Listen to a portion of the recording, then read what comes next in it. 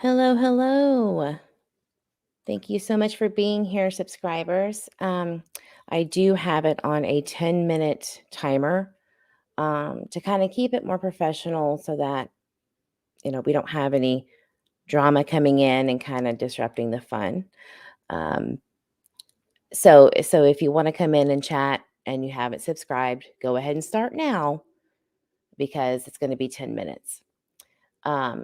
All right, guys. So we have the infamous Nicole Marie from Twitter who has been discussing the Michael Vaughan case with her team, and we have Millennial Phoenix, Doxy, Jess, Bonnie, Moxie, and then of course Nicole Marie. So what we're going to do tonight is I'm just going to be kind of frank about what's been going on, and that is the fact that anytime that we discuss um, the Michael Vaughan case, that is not a linear path of what we have been told, and that if we deviate from what is the norm on any social media platform, that is, we just need to share this information, the flyers, wear bracelets, get T-shirts, and keep him in our minds. If we deviate from that, I guarantee you will get flack from someone or somewhere. And it's very alarming to me. I've never had that happen to me before. Of course, I am new to YouTube, so this is quite the experience for me to get that. But I wanted to have the team here who has been in kind of the front lines of not only some drama, but some inconsistencies, things that they know to be uh, true on their end, and why that's the case. And maybe,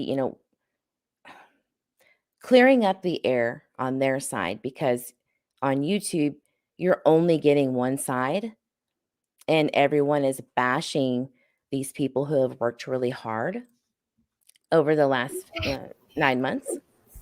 And I think it would be only fair to clear it up on their end as well.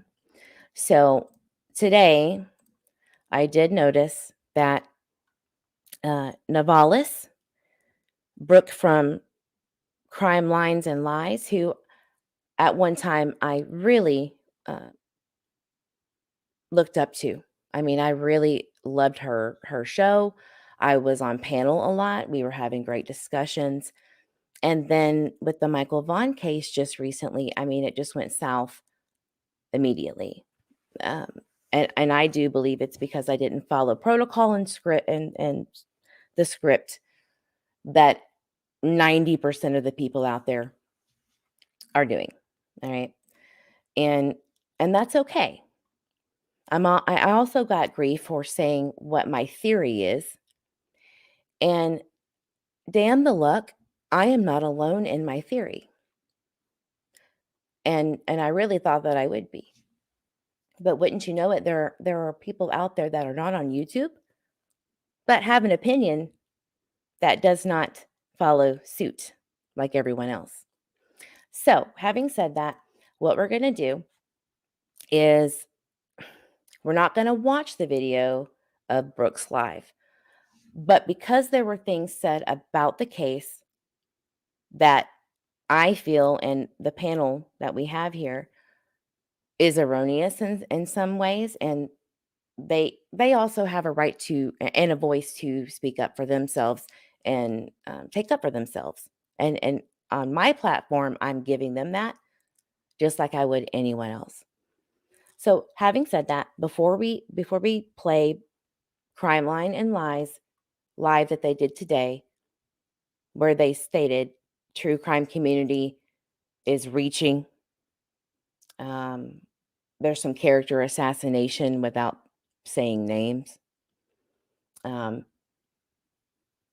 and I'm just going to tell you guys something. I do not like beating around the bush, and I don't like having to feel like I have to be candid about a case where there is a 5-year-old missing boy. I don't like playing games, and this team doesn't either. And so that's why I appreciate them for being here. So please, everyone, say hello and be very respectful in the chat. Mods, if you see any disrespect at all, any hatefulness towards the panel, please do what you got to do. You know the rules. Hi, Shannon. I'm going to say hi to everybody because that's what I do here. I do see some new faces here. Hi, Ashley, Jennifer. I can't deal. Hey. Hey, single mom. Hi, mods. Grammy H, you know I love you. Romero, hello. Thank you so much for being here. Pink Butterfly, Guidance, my girl. And Doxy Moron, you're here. Shannon Siplovic. Sorry if I butchered that. And everyone else, if I missed you, so sorry about that. All right, so I think we lost Nicole. So, oh, there she is. You there? Yep, I'm here. Please tell me you can hear me. Yes, I can. Can you hear me? Oh, thank God. Oh, yes. I've always heard you all clearly. Okay, good. I don't know if you heard everything, but basically, before we get into listening to uh, crime lines and lies, I always have a hard time saying that. That's like a mouthful.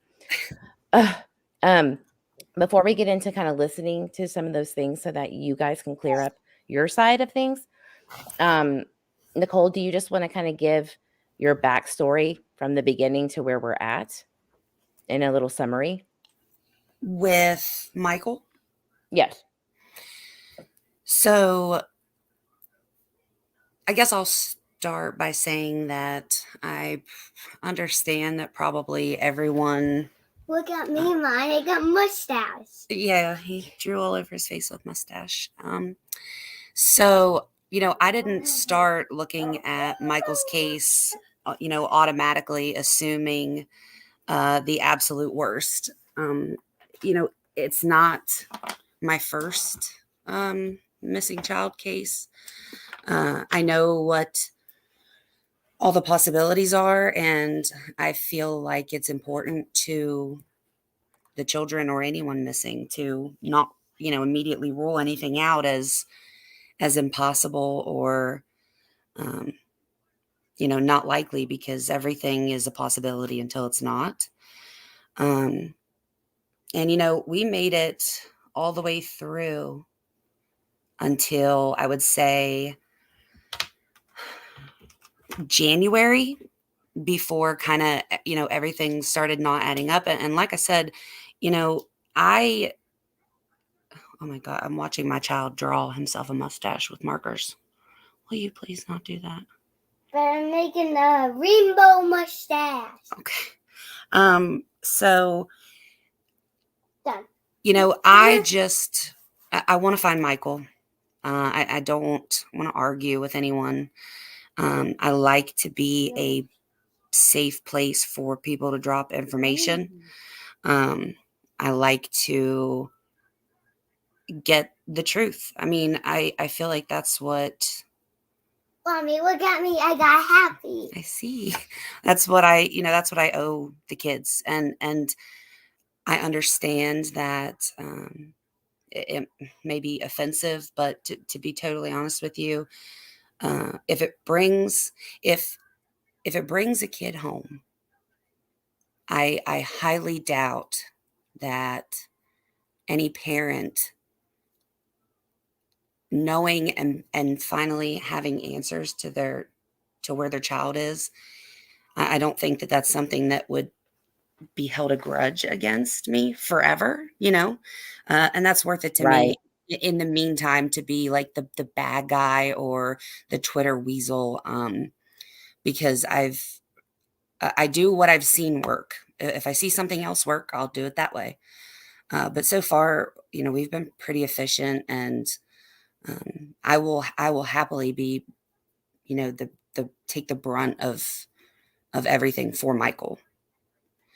And the facts is that there are things that are questionable, and I think ignoring them because we don't want to hurt anyone's feelings. You know, how is the parents' feelings going to be a year from now when they still don't have a single clue what happened to their child? I see that. Now I just need to lift it up. So Hey, that's where we're at. There's questions. They need answers, and I demand to know the answers, the real and true answers, so we can move forward and hopefully find Michael. Yeah, yeah, but we all want that. And I'll be honest with you, I think I saw you once months ago. Wet My Planties, we all know who she is. Oh yes, I love Ash. I love her. I love her. She's a wonderful human being. And we were talking on Twitter. I think she got off of YouTube for a hot minute. So I was like, hey, how's everything going? And she was like, well, after this space recording the other day with Brandy, I don't know what to think. Like, it hit her right in between the eyes. And so I was like, what are you talking about? I had no idea. And then I listened to maybe 20 minutes and I was like, Brandy's just going through a tough time. I mean, a horrible time, a time where no parent wants to go through. And so I just kind of brushed it off like, and I'm telling you, everybody's doing that.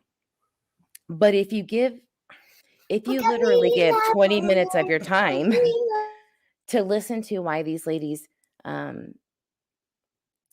say what they say, they're not just making things up out of the air.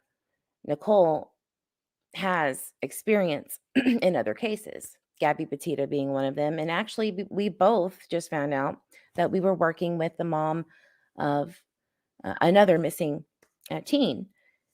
And I didn't know that.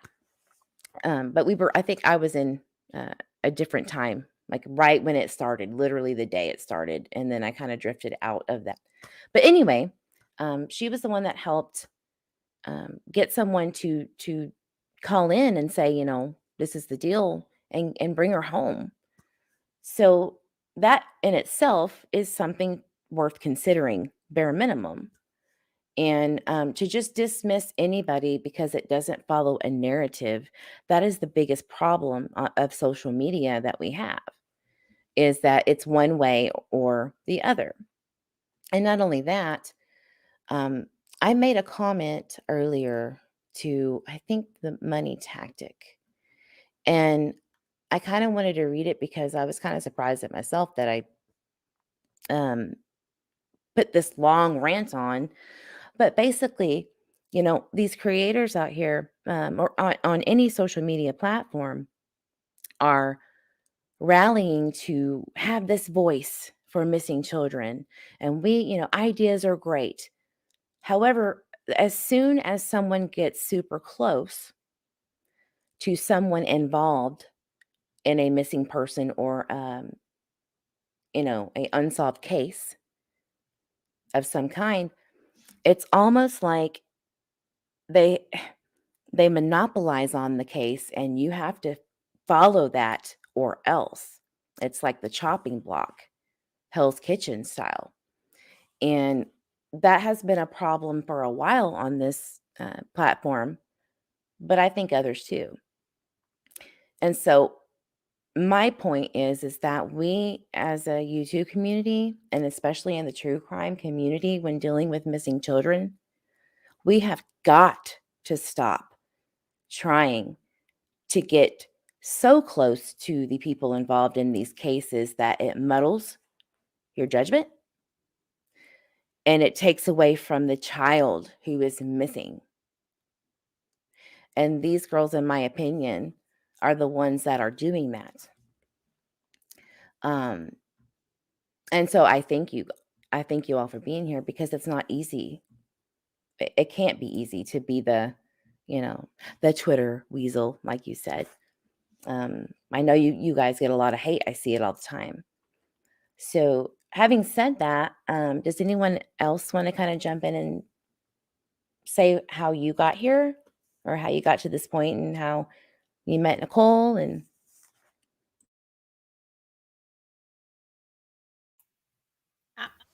I fully expect Jess to speak, at the very least. I was thinking. Jess should go first. Yes.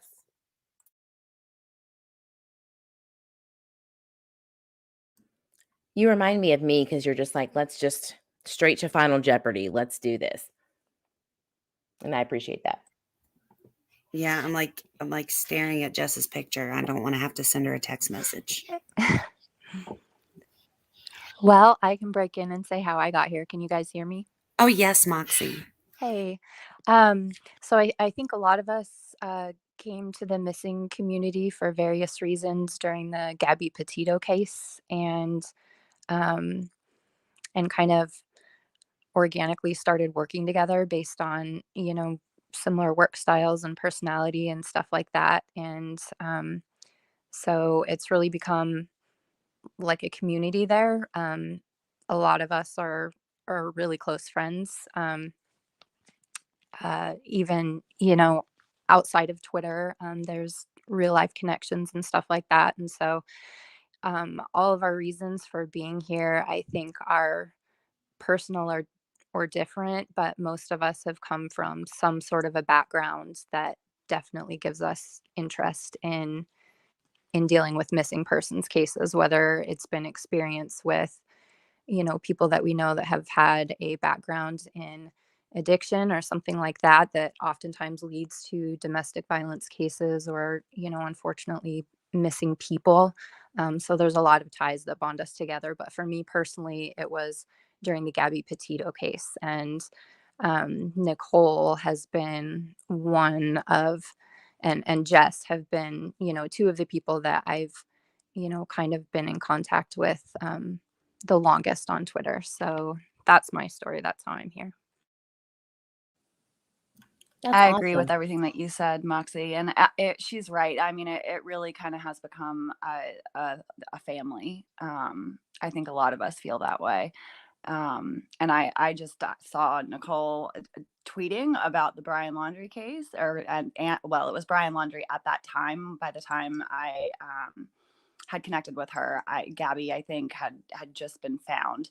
Thank you, And I single reached mom. out to her. I sent her a DM. I saw that she was digging on some stuff, and I said, "Hey, if you ever need help digging," and she immediately responded and said, "I always need a digger," and we just kind of went from there, and we've been going at it ever since.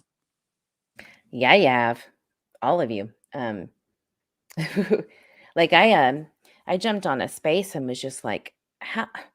And I was all flustered and mad because I was like, this came out of nowhere. Like literally 30 minutes after I got off of the live, I was getting bamboozled by multiple creators, not just Crime Lines and Lies and Navalis. It was other creators, basically saying, "How dare you?" Right?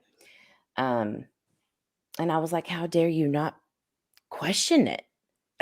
You don't even know what you're not questioning." I Yep, mean, exactly.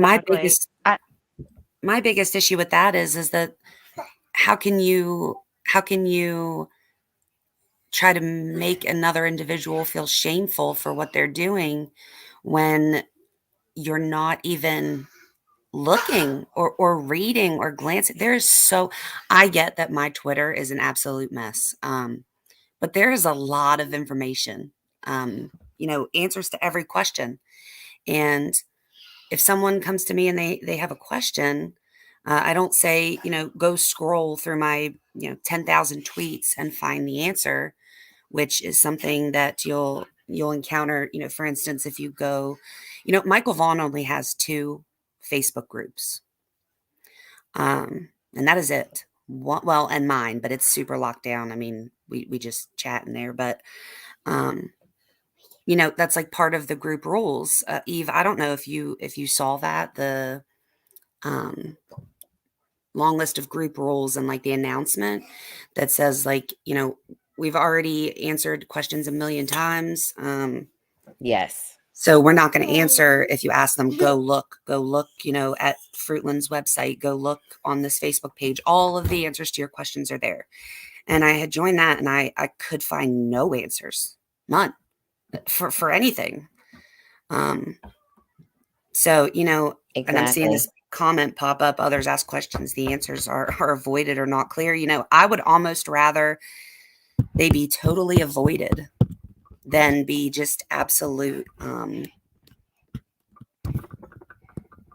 I don't want to say lies, but I mean, to say something that's just absolutely not true and not verifiable in any way, is just not fair. It's not fair to Michael at all. I'd rather you just say, I don't know, or I'm not going to tell Right. you. Right. And I I think also want to, oh, go oh, ahead. I'm sorry, go ahead. I was just going to say, Eve, when you first popped into the spaces at that point, we had kind of, people had brought to our attention all of the other creators on YouTube. And we started watching some of the videos and saw, and heard Nicole's name mostly, and, the team by association, and everything that they were saying about us. And when you popped in, I knew that you were from YouTube, and we were all kind of like, is this going to be an attack? Like, because I saw I that, don't blame that you. Right. you had wanted to speak, and I had never spoken to you before at that point. And we were all kind of nervous, and we were like, yeah, no, let's bring her up. And I was so thankful that you were so open to listening to everything. And I think that my main, I don't know. I think the thing that really gets me is that in all of them, they, really kind of stressed the fact that we are trying to attack Brandy and Michael's whole family. And I just want to be very clear in that none of us have ever intended to or meant to. And in my opinion, I don't think that we ever have attacked Brandy or Tyler. At no point in time have any of us said that, they did this, that they are directly involved. I think Nicole's main goal has been, as she said all along, finding the truth. And I think that a lot of things have been, either covered up or just not shared. And I think that, a lot of the family is working hard to make sure that some things don't come out. And I think that, all of us really just want to make sure that the entire truth is out there. And I think that is the most important thing in finding Michael. I don't think that we're going to find him when we only have half truths.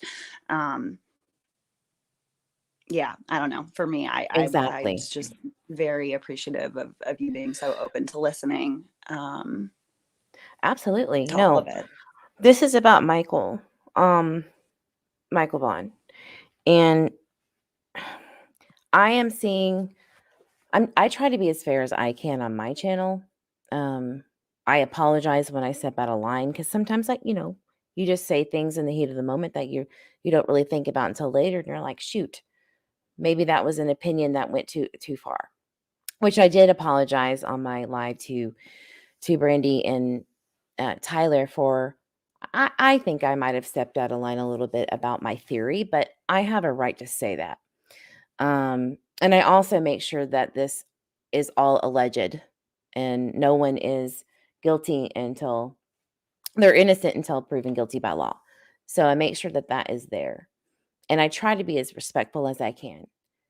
But there are times when you see some of the same issues that you see in other cases where the parents and the timelines aren't matching up, and you're only seeing one parent, and you're not really able to get the clear-cut answers that you need from law enforcement or an update. And not only that, they retracted some of the stuff on Facebook and on the Absolutely. website. So you're like, well, what the hell do I do now? When I'm, when everyone's researching, you're like, well, was that wrong? They're not saying. And we really don't know exactly when that taking down some of the stuff, like the news conference with Tyler and Brandy and her sister. That's not on there anymore. There's only 2 statements. Correct. And one of the statements is on the website, and then there's a Facebook update post. One was Right. from what, August 4th? The original. Yeah, August 4th briefing, And the most recent, I think, was January. January 27th or Yep. 8th. Yeah. So we don't know exactly when they changed all of that. Like some Facebook group pages, you'll see when things were edited. I can see when they edited a post, but obviously if it's gone, it's gone. You can't see when they took it down. So so there's really nothing to go off of except for basically everything is still on the table. There is no stone left unturned. Um, there is no uh, comment from the Fruitland PD website or Facebook page that says anyone's cleared at all. Correct. And Brandy, even herself, I had a discussion with somebody about that, and I think it was on one of Nicole's tweets, where somebody came in and was all kinds of upset about what was being said because Brandy and Tyler had been cleared. And I said back, no, actually, I don't believe anybody has been cleared. And we went back and forth quite a few times. And I think it was Crystal who jumped in and she said, no, I just spoke with Brandy and she also agrees that neither her nor Tyler, no one has been cleared in all of this. I think them saying that the family has been very, fully cooperative is something entirely different than saying that they've been cleared.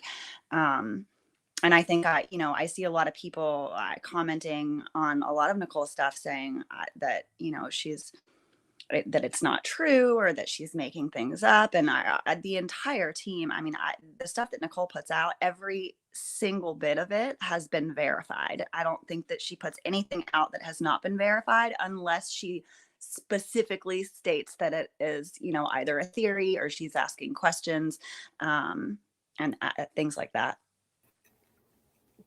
Or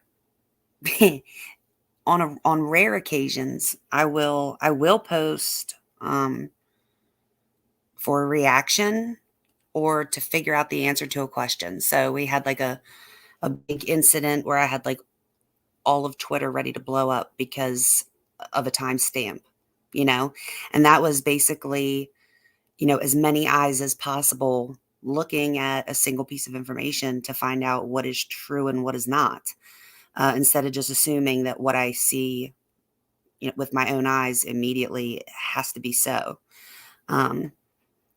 There's a lot of digging. There's a lot of digging and a lot of verifying and a lot of, okay, Jess, I know you've been working on this for like 7 hours, but explain it to me again. Explain it to me again. Well, how is that connected to this? I don't just say whatever. I think that's how rumors in these cases start. So if I'm going to post it, know that I can show you where it came from, if that makes sense. And I kind of expect Right. the same. I expect the same. Yeah, no, I love accountability, especially if it's me being wrong. Totally. I think that you should be candid, right? Oh, I'm not always right. There has been times where I've mixed something up or forgotten a date, or, someone found a piece of information that we kind of went with and on a whim, and it played out differently. And we've gone back, and I will say something about the people that follow all of my tweets, and especially for Michael. They've said, well, I thought I heard this, or I thought this person was here. And once it gets cleared up, they delete it, because our intention is not to just have a bunch of useless information put out there. Exactly. Exactly. And your channel is called All Things Said, right? The right reasons. Oh, The Right Reasons. I was totally off. Um, The Right Reasons is Nicole's new YouTube page. Are you all going to be kind of doing a panel on that channel, or have you figured it out yet? Or I'm sure. I mean, I'm sure that we will do this. Everybody's involved. Moxie actually, and I'm gonna put her on the spot. She wrote. So I put out like an initial video. I don't know anything about YouTube, um, except for that I stalk it to find information about missing person cases. But Moxie actually wrote what I said, and even got it down to where she was picking out screenshots and telling me, she basically did the entire thing, and then in like a matter of 30 minutes, and then I fretted over it for a week, to put out something that was like so plain. But she should be like writing speeches for presidents. She's so well spoken. So anything you see, except for obviously panels, that's 99% of the time is going to be Moxie. Um, but it's our channel, and not just the team's channel. It's everyone on YouTube or on Facebook, Twitter, whatever. Everyone that's on Twitter, commenting and going back and forth with us, and sending messages to my DMs with information that they found and spreadsheets that they've made. It's all of ours. It's our channel. So anybody can be there at any time. I'm going to flip this back on you, Nicole, really quickly, because Moxie killed everything that she wrote. It was amazing, but it also, I feel like she captured you so perfectly. And I want everybody to know that is actually who you are. If you meet or talk to Nicole, there is nothing that she said in that was not just entirely Nicole. That is who she is to a T. That is correct. So obviously I know Nicole, and I know like why she's doing this. I know what her motivations are. But on top of that, we talk about these things, and what I did was went through her tweets. So these were her words that she said. And so this, absolutely is Nicole. And that part was really important to me, for her to be able to verbalize to people, because some of the attacks and things that are being said are clearly people who don't understand why she's doing this, or how we work. And so that's really important for everybody to know. And so yeah, that absolutely is Nicole, everything that you hear. Yes, I definitely have been reviewing all of the space recordings that are out there. And I think I went back like 4 months worth of tweets between you guys, and my eyes were crossing and I was foaming, and um, all of these things that were just coming to light. I was like, it's so much. And you have to understand how much time that must have taken. There's no way that you just did this 2 or 3 hours at a time. There's just no way. So really, you guys have to understand that this is not like a drama channel just dropping stuff out of nowhere. Can I address something really quick? Because a Sure. comment just popped up that I happen to see. Please do. So Arctic Fox, I know that I had accepted you onto our Facebook page.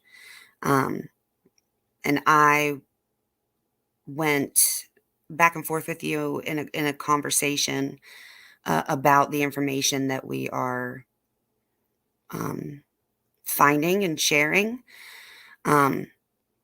If you happen to, a day or two from now, still dislike me after you've reviewed the information thoroughly in its entirety, including the spaces that are full of information from Brandy's own mouth, then that's fine. But you are, and others like you, are very effectively, preventing people from calling in tips to bring home a 5-year-old boy, because they think that anything that is against, the main narrative that has been pushed for so long that is quite honestly ignorant. It is very uneducated, because there's a lot of information besides what is on YouTube. And I have seen every YouTube video on Michael Vaughan from when he went missing until today, and I refresh constantly. So I am passionate about finding Michael. I do not care about clicks. I do not care about drama. I do not care about how many people follow me. I care about Michael and Michael only. And I'm not going to be bullied into not speaking anymore because people are going live on their channels that are not interested in learning the actual information for Michael.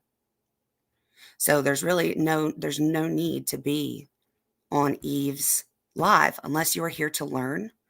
If you're not here to learn, and I know this is not my channel, but if you're not here to learn, you're doing him a disservice, and we don't need this. Neither does Michael, and neither does Brandy, who you say you love. And also, just for the record, I don't Yes. even know where the all for the clicks comes from. None of that is even being tracked. I mean, nothing is monetized. Nicole has been doing this for far longer than Michael, and was a huge player in already bringing a young girl home. So this has nothing to do with anything else other than bringing home the missing kids. And she's right. And that's been quite some time ago. And no one even really knows the whole story besides Nope. my team. So I have done things that I've not found it necessary to say in public, and I don't like talking about myself. So to imply that I'm doing this for anything other than the children is offensive to me and them and their parents, truly. And trying to manipulate an audience who is really just trying to get the basis of who these beautiful women are and what they do, and then just try to throw out some random basic, it's all for clickety clicks. I mean, it really shows your maturity level, first of all.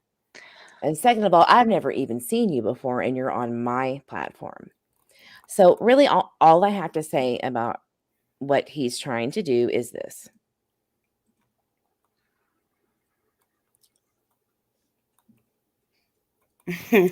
That's it. I will say this.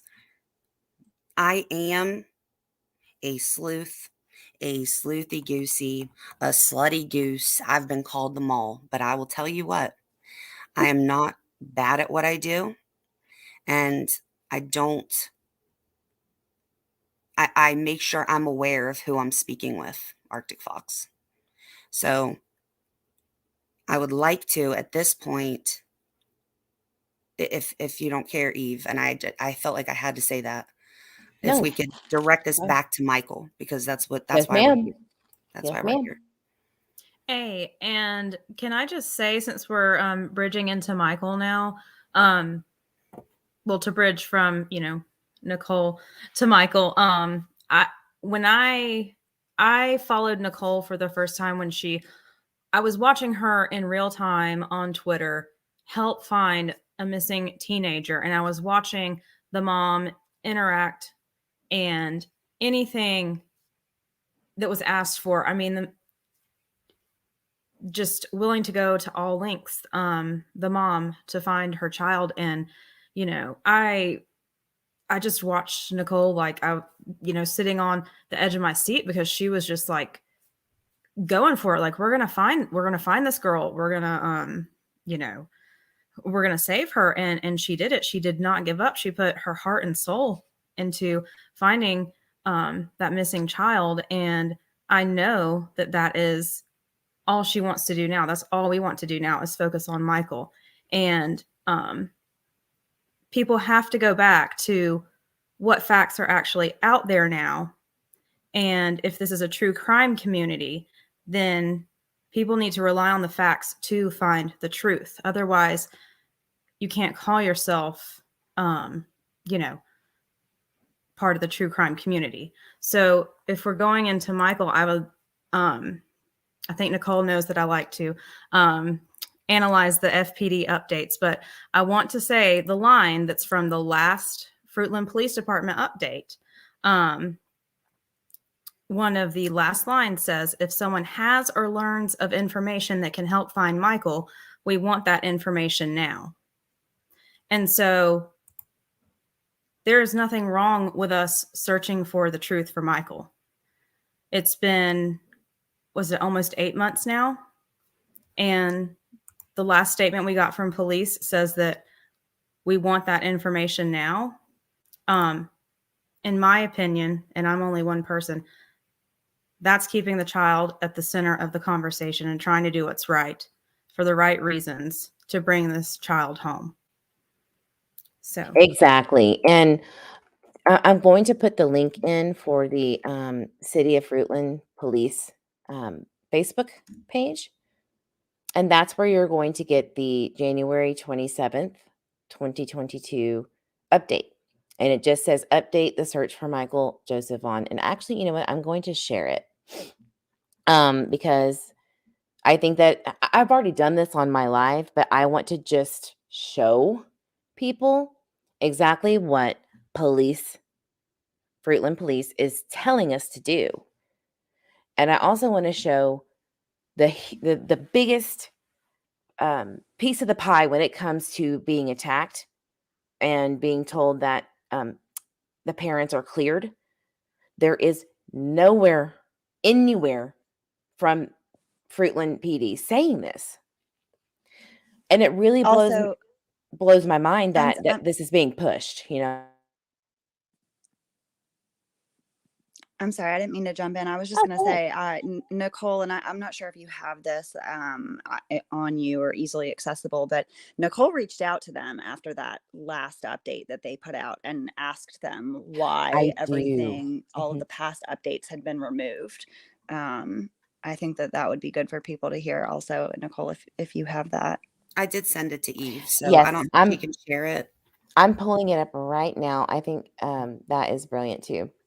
And you know, and me saying, or anyone saying, no one is cleared. It's not Mhm. even like it gets directed towards the parents, but it's not even just the parent.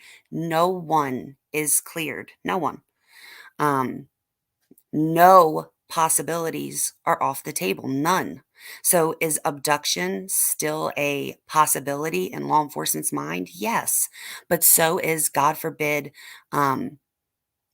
him being harmed, him being hidden. They are all possibilities. And to ignore the other possibilities is just, again, it's doing a disservice to Michael. And I'll say it till I'm blue in the face. It's reckless. It's also really reckless.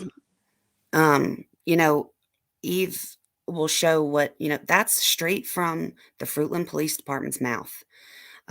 Every single update. And to be honest, so something that was noticed. Okay, so he just mentioned that Fruitland wants it to be known that they're completely cooperative. However, they deleted every single post on their page, including the 2 press conferences that they had posted, including the one with Brandy. So if you read the only update that's available and you see what the Fruitland Police Department said to me, which you will see here at any moment, the newest update from January 28th is the only update that we are supposed to go by. In that update, it does not mention a time that Michael was last seen. It does not mention anything about vehicles or people that need to be identified or that they need to speak with. And it does not mention the parents or anyone being completely cooperative at all. So if we're just going off of the only update that we now have available to us, which is the only one that Fruitland wants us to be discussing, because it is the only one that is accurate, and you'll see that here in a minute, you kind of have to put out of your mind anything that was said in the previous updates, because that is the purpose of them deleting them. And not only that, you kind of saw me not so slyly put my cursor around City of Fruitland Police limited who can comment on this post. Now I will let Nicole or someone else on panel explain why what Brandy said, and we can pull up a clip on that. But honestly, everything is on Nicole's Twitter page, which is at Sleuthy Goosey. You know what I'm going to do, Eve? Mhm. I don't know if you have anything up on the screen because it's black for me. But Oh, if is you're, it? yeah, Can I can't anybody see. else see it?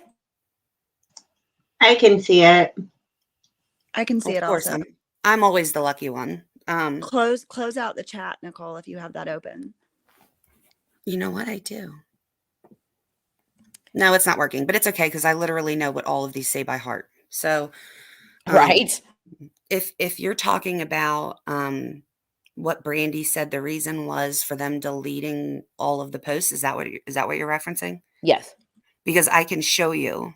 I don't know YouTube rules or anything like that about what you can post or show in a live, but it is colorful, but I can send you the screenshot, and I'm happy for you to post that as well. Sure. Okay. I will do it.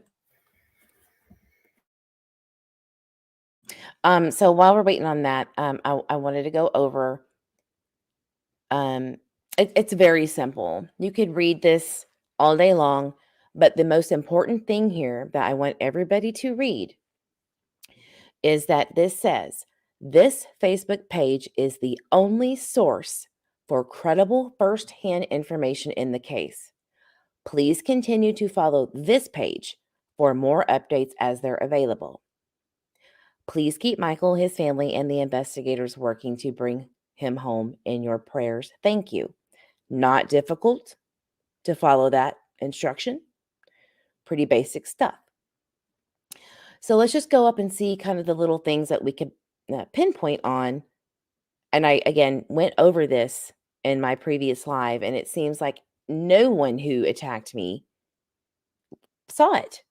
Because if they did, they would understand that what they are saying is inaccurate when saying that the parents have been 100% cleared as fact and to not question it. I'm sorry, I have two pages, one from Facebook and one from I think it's fruitland.org.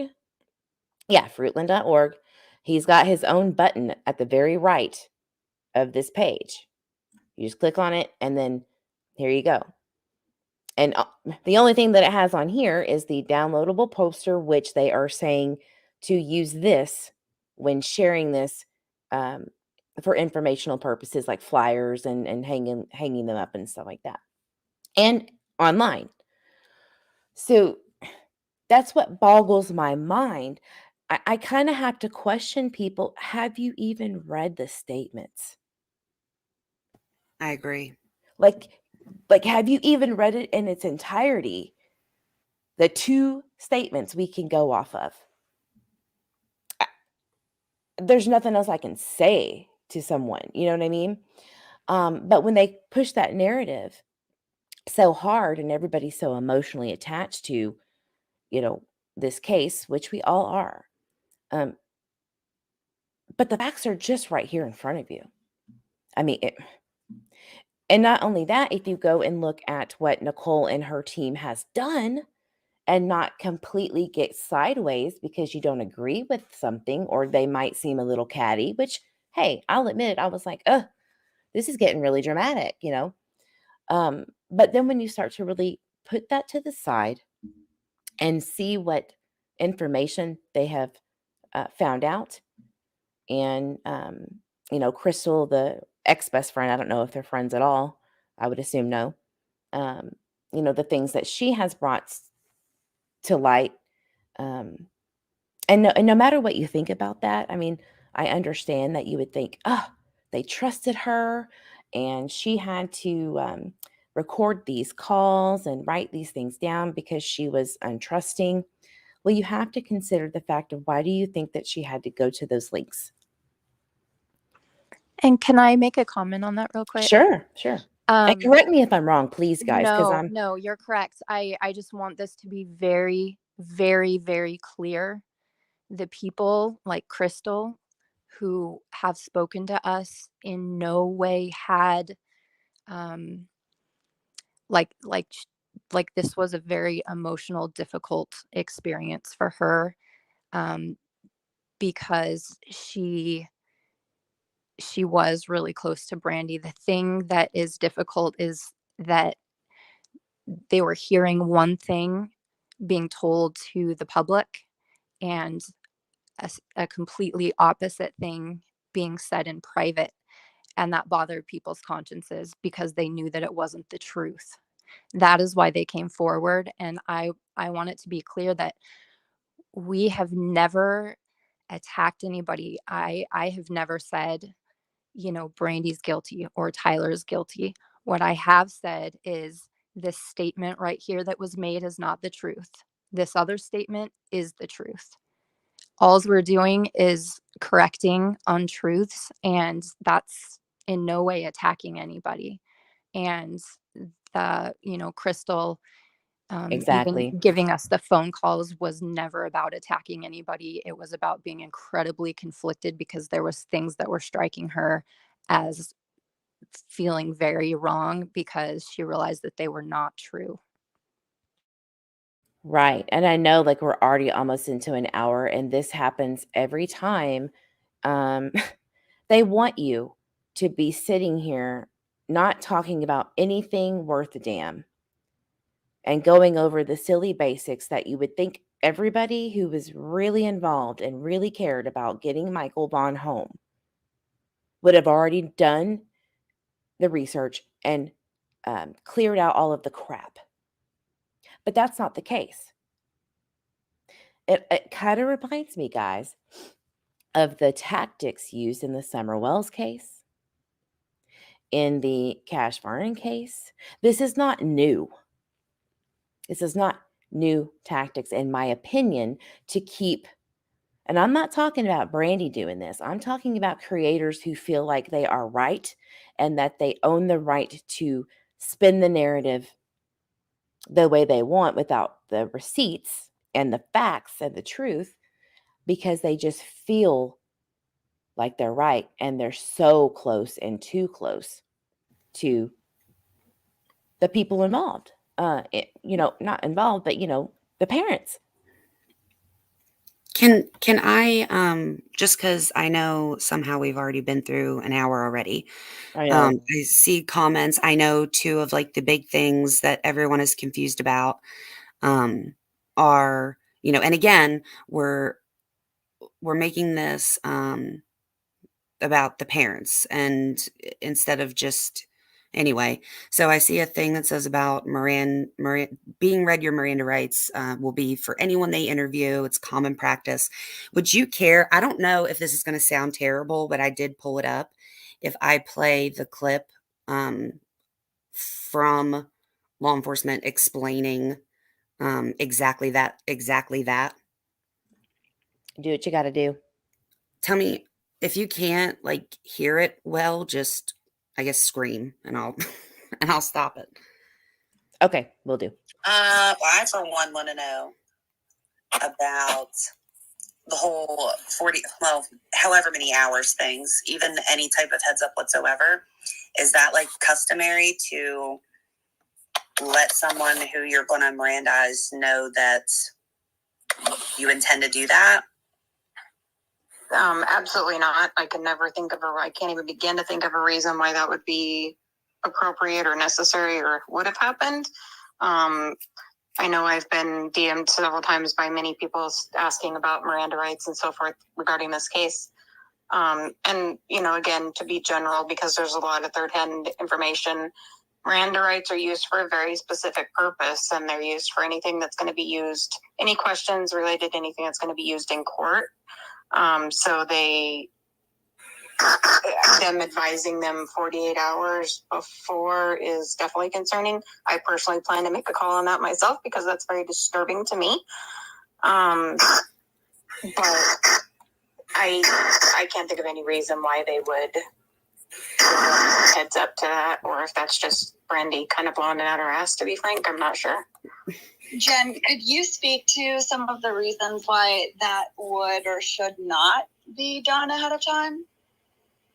I can literally think of no reason it should be done ahead of time. I mean, Miranda rights are, to give a simple explanation, Miranda rights are advised when somebody is being detained. That doesn't mean necessarily just a jail cell, to be clear. So people who don't understand, detained can mean you're in a room and the detective is blocking a door so you don't feel comfortable leaving. Or it can be as simple as a uniform presence, meaning an officer is there in front of you, you don't feel comfortable leaving. It can be if an officer, and this doesn't apply to this specific situation to be clear, it can be when you get pulled over on a traffic stop and the officer has your driver's license and you're not comfortable or able to leave because they're holding your driver's license or documents, that kind of stuff. So they're given in very specific instances when there's situations where there's stuff that's going to go to court. I just want to just to clarify, they don't calm people down. I've never in my life experienced that, so that's very humorous to me. But they don't calm people down, just to clarify that. And just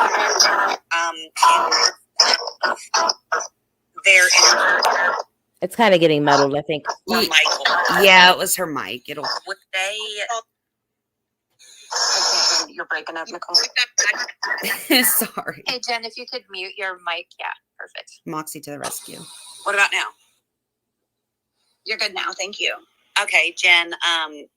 For the interviews for this case, would any and everybody that they speak to regarding Michael's case be read their rights before making statements or anything like that? No, and I would be willing to bet that when Ashley and them spoke to them, they weren't read their rights, just to confirm that. Yeah, I was never read my rights. Yeah, neither was I. I did the group call or like when she had me on speaker. Yeah, it's done for somebody who's essentially believed to be a suspect in the case or have pertinent information that's going to come up in a court case. Okay, so I think that's probably enough, and I hope everyone heard. I don't really know what more clarification. I mean, from someone that actually knows what they're talking about, answering the questions specifically.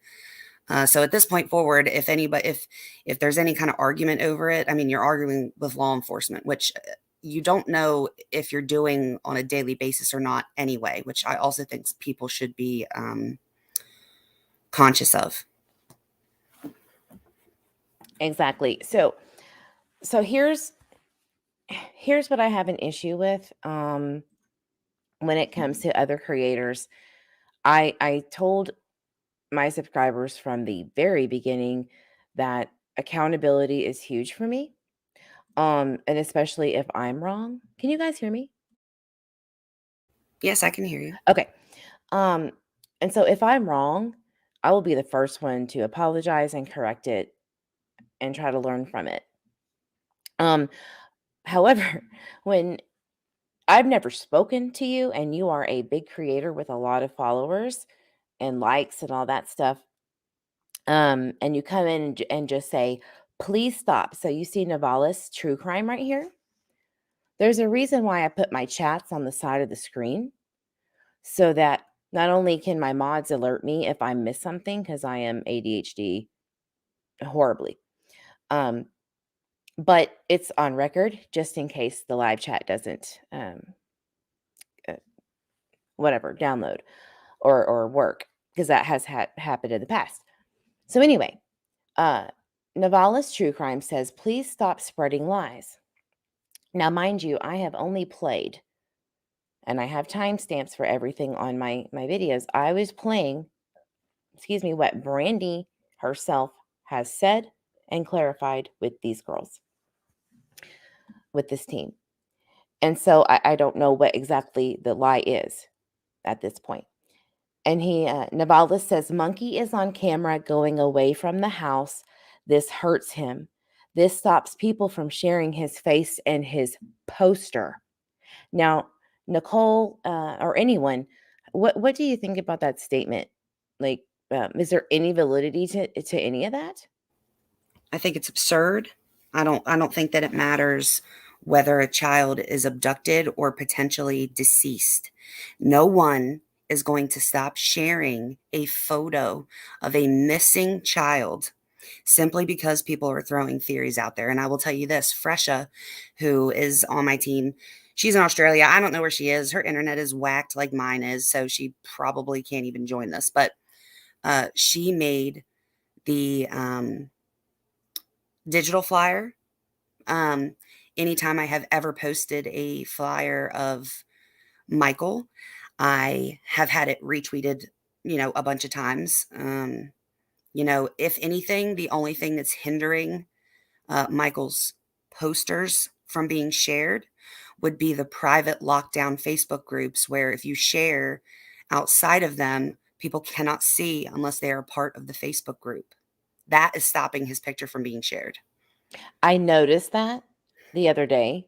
I was thinking about, okay, wait, if you try to share this outside of this private group, it's going to say it's unavailable, right? Yes, it does. I've made Brandy aware that because I got blocked even before all of this from both Facebook groups. And I've made her aware, and I know others have, that like when she shares a flyer, like we can't see it at all. And that's just kind of concerning to me, like the lockdown of this entire thing.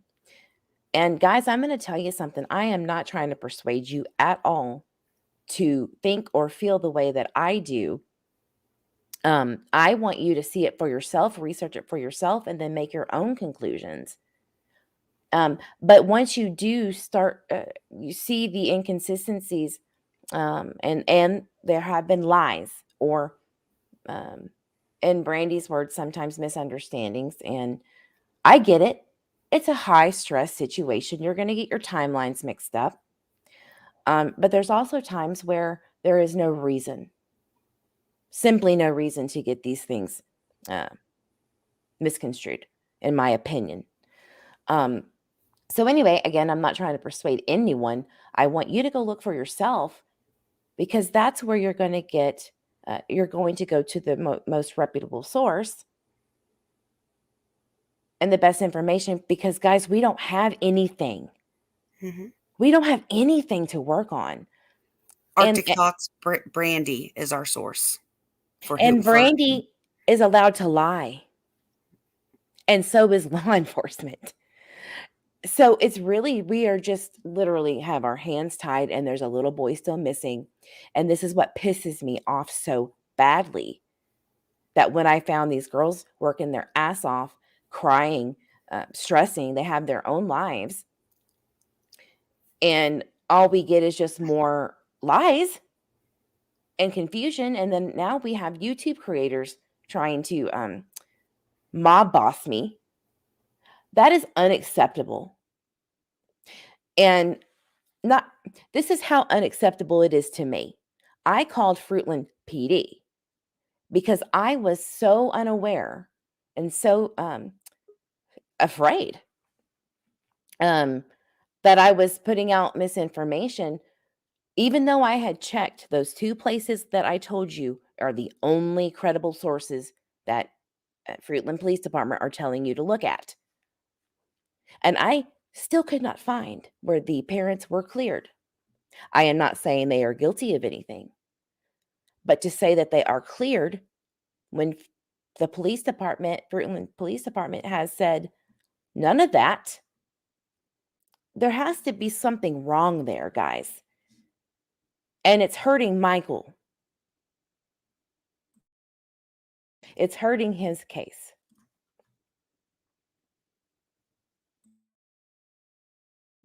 Nicole, are you back? Can you hear me?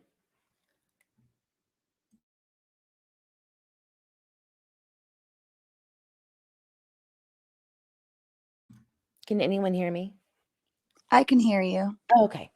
I think maybe Nicole has a disconnection issue. And I'm sorry for getting so emotional. You can call me aggressive. I am not a sissy la at all. But I am sensitive to missing persons cases, especially children. And so when things don't add up and I'm getting, in my opinion, persuaded to shut up, you have just kind of released that lion out in me to roar, because there's just something wrong with this. So again, on the right side of your screen, you see, please stop spreading lies. Never clarifies what the lie is. This hurts him.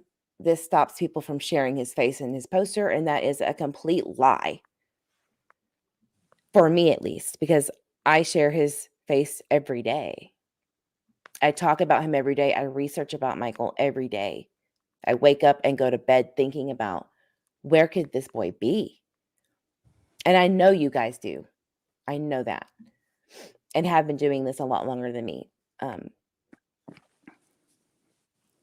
And so I want to kind of jump, and then I think that it would be wise to just kind of go to Brooke's live and just kind of get the gist of what they are talking about over there. Can I make a comment also really quickly before we do Sure. that on one of the comments that just popped up? And Nicole may have to correct me on this because I've been very confused as of late. Hey, but lady. to my knowledge, I don't believe that there has been any verification that Michael was seen on any door cameras. Do we have Nicole back? Can you tell, Eve? No. She did say she was waiting to get back in. Or So Moxie, anybody else? Do you guys have any? to my comments on knowledge, that? I have never seen law enforcement say that Michael was caught on any cameras. To my That's knowledge. what I thought. To my Okay. knowledge. Thank you. So yeah, so for those of you commenting that he was seen on camera, I and we can have Nicole confirm this when she comes back just to be safe. But as far as I'm aware, there has never been any confirmation of him being on camera. Yeah, I have not seen any, to my knowledge. And I also looked at news footage, because you can't really get rid of news footage when law enforcement was taking down all of the stuff that they said were inaccurate, basically. Right. Then it's inaccurate if they're taking it down, period. Even if they don't say That was that my directly. takeaway. That was my I think takeaway that's a also, fair, yeah. I think that's a fair assessment, and they probably would not sue me for that because they would lose, right? Well, it's interesting too, because in the beginning of this case, I feel like, with regard to the news and what the police put out, we actually had more information than what we do today. If we were just to take what is on the Fruitland PD Facebook page today, it's actually less information than what we started with. And I that is really where, for me, my interest peaked in this case. And I really got more interested in taking a deeper dive on it because of that in particular. I can't think of another case like this where there's less information today than we had to start with. Well, I was thinking about that, guys, and I'm sure Nicole is on the same page, and everyone. There's no real definitive timeline details anymore. Not that there really was that much to begin with, but the neighbors. That was one thing that the red flag went off, I think 2 nights ago, when I was really going back and looking at the news footage and what Fruitland PD was saying to the news that is not on those 2 documents that we can only look at, right? The neighbors are out. And then I posted a video of one of the neighbors saying about the walking away theory. She was walking her dog when the police department or the law enforcement was coming up to, I guess, talk to Brandy and start the search. And her opinion was, well, we would notice by now if he just wandered off. We would have found him. And so that's just so alarming to me. Not the fact that just increases the abduction theory. to me, I don't know. To me, it makes it even more plausible that somebody would have saw something if she's saying that. Somebody would have seen something. She's basically saying somebody would have noticed. And it just kind of, I don't know. There's just so many of those little things when you start to research this. Can everybody hear me? Yes. Yes, I'm ma'am. sorry. It was like so quiet. All right. So I don't know if this thing was just playing the whole time, but Navarez comes back and says, reiterates. And I literally have it called Navala Shade and then Navala Shade 2. Just in case you wanted to go and check this out. And not only that, but I seriously called Fruitland Police Department to ask them to clarify on this because they're telling people they're cleared. I did not get a response, which I'm kind of not surprised, but I don't know I just don't know what to think about these things. And I really don't know what to think about the lack of response, you know? And really what they told Nicole was very bland too, like, because it just wasn't accurate. They're not going to tell you exactly what it is, right? And there's your cookie right there. We just don't know what. Nicole, do you have anything to add on that?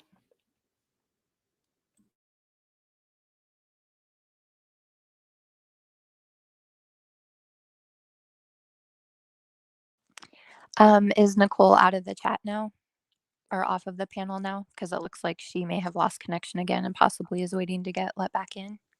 I approved it, so she should be good to go.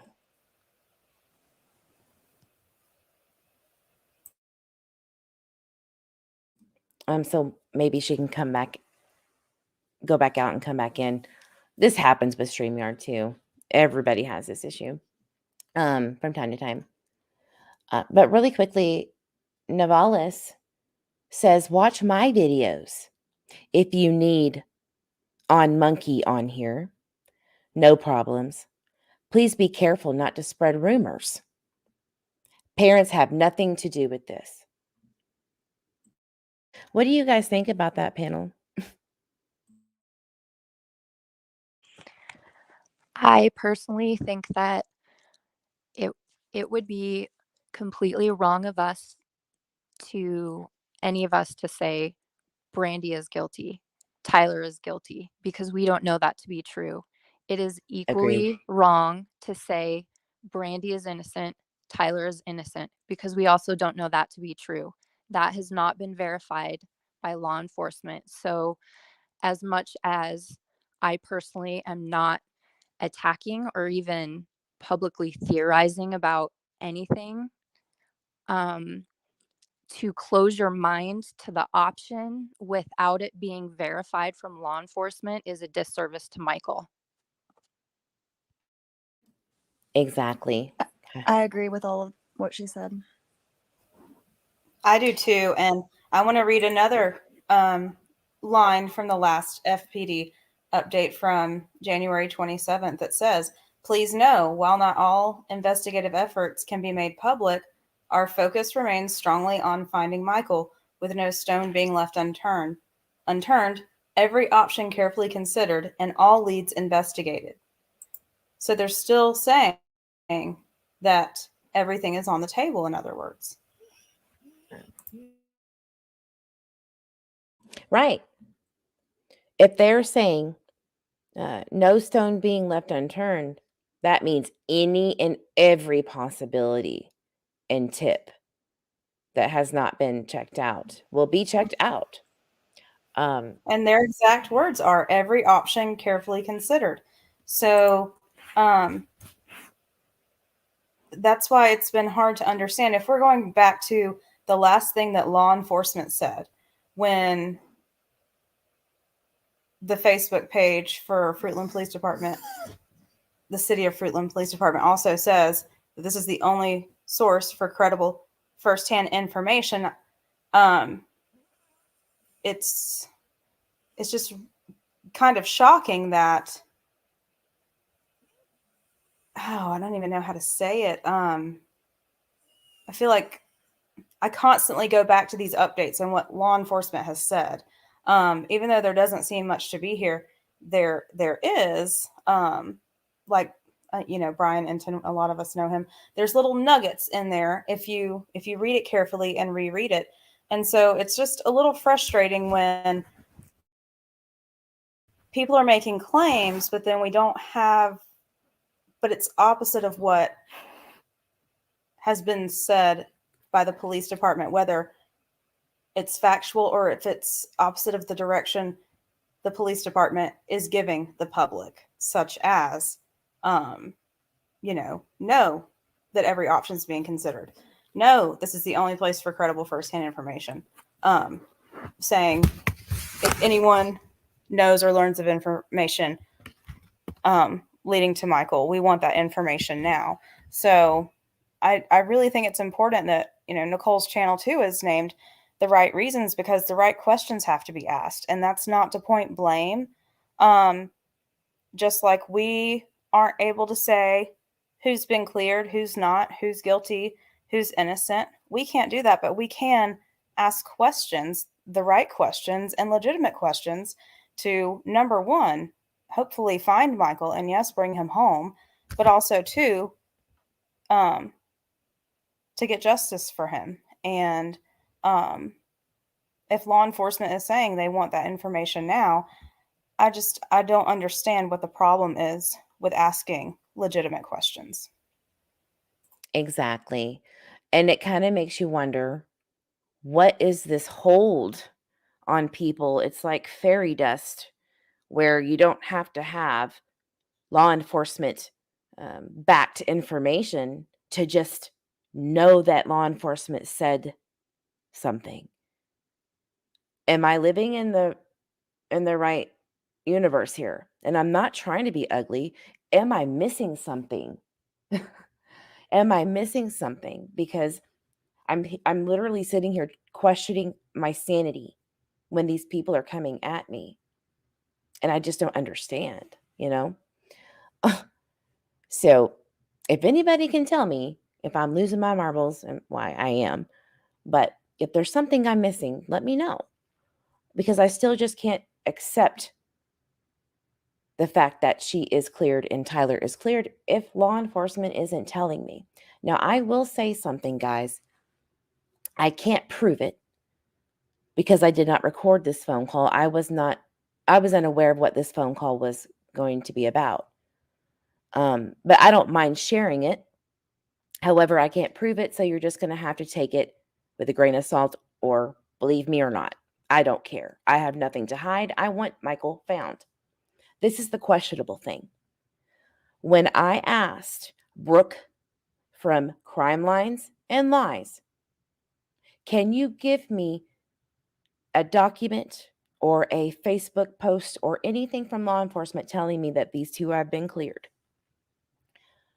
And that was after she adamantly told me that they were cleared.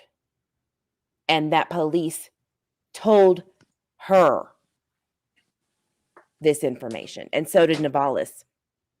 He said it in the chat. You can go look at my live.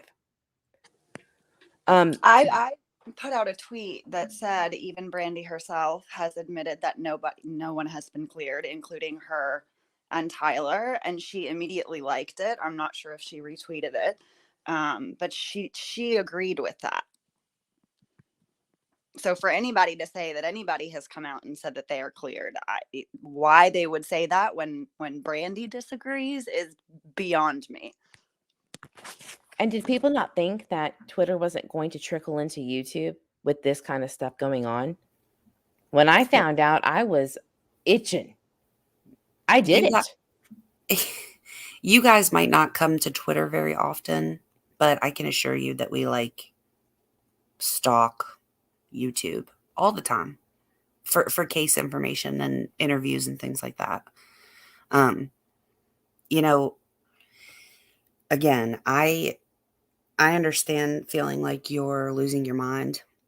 But the truth about it is that there are verifiable receipts. Yes, there are receipts, and they are, written by Brandy. So, I mean, we're not arguing over whether I just pulled something out of the clear blue sky and decided to start sharing it. We're going off of specifically what we were told. Brandy's been doing spaces since the middle of December. She's been on a ton of times. I haven't seen her on very many YouTube interviews, including the two people that you were just talking about. Have not yet spoken to her actually personally. But we were talking to Brandy regularly, and also Brandy was having spaces daily from like 10 o'clock my time till 4 or 5 in the morning. So, if we're going off of strictly what law enforcement says, so you're either gonna go off of what Brandy says, or you're gonna go off of what law enforcement says, but you can't mix both and then use Brandy's words as law enforcement's words, or your own as law enforcement's words. The only thing law enforcement knows and has relayed to the public is that Michael went missing on July 27th, 2021.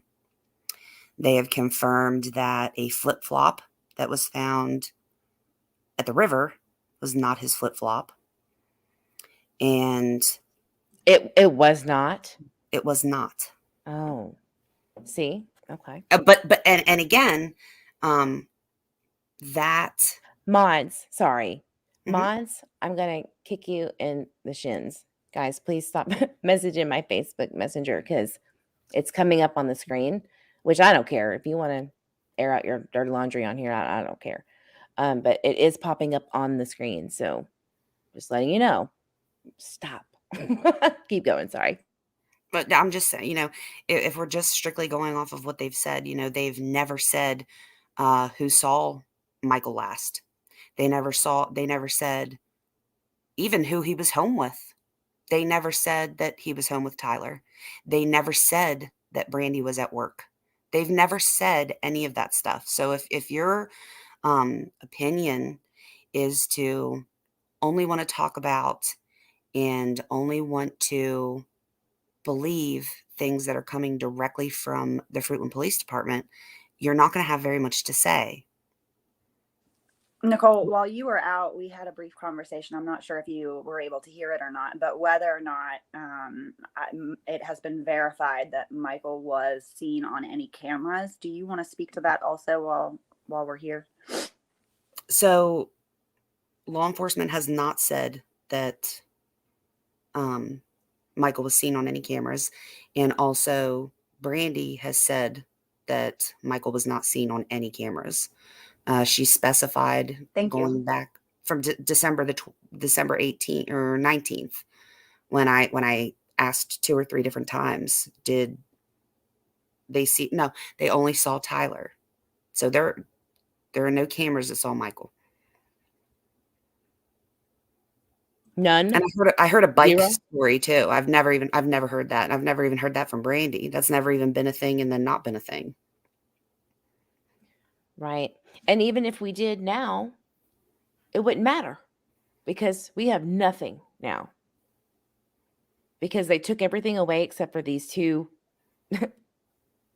updates, or one update and then the original briefing. What if it was wrong? And I will say they don't update. So that Facebook page is where they want you. That's where they direct you. Mhm. But as far as that website, it does not seem as though it's paid much attention to. It's not given the degree of attention that the Facebook page does. They've directed, and they want everyone to direct them to the Fruitland Police Department Facebook page. Anytime I've ever sent a message, it's it's been answered. I mean, within 24 hours, usually fairly quickly. So I'd say they're more active there. I don't even know that they're aware that that statement is still on the webpage. I won't answer for them. But I do know that in my messages with them, they were clear that update from January 28th was the only thing that we should be going off of, the information in it. That's the only official and verified information. And again, so if their idea was for us to forget everything that we've heard up until that point, and that's why they removed everything, you know, we can only go off of the statements that are in that post. Exactly. And someone asked, yeah, Tyler was seen on camera. They've been very clear. By they, I mean Brandy and Tyler, back when Tyler was speaking on Spaces in December, that he was seen on camera at the splash pad, which is actually where he went first, headed straight for the splash pad, and then went back to the splash pad and called Brandy. All movements were centered around the cameras. I'm just throwing that out there. You said all movements were centered around the cameras at the splash pad or around them, the splash pad? Okay. That would make sense. Okay. Now, I know it seems irrelevant, but okay.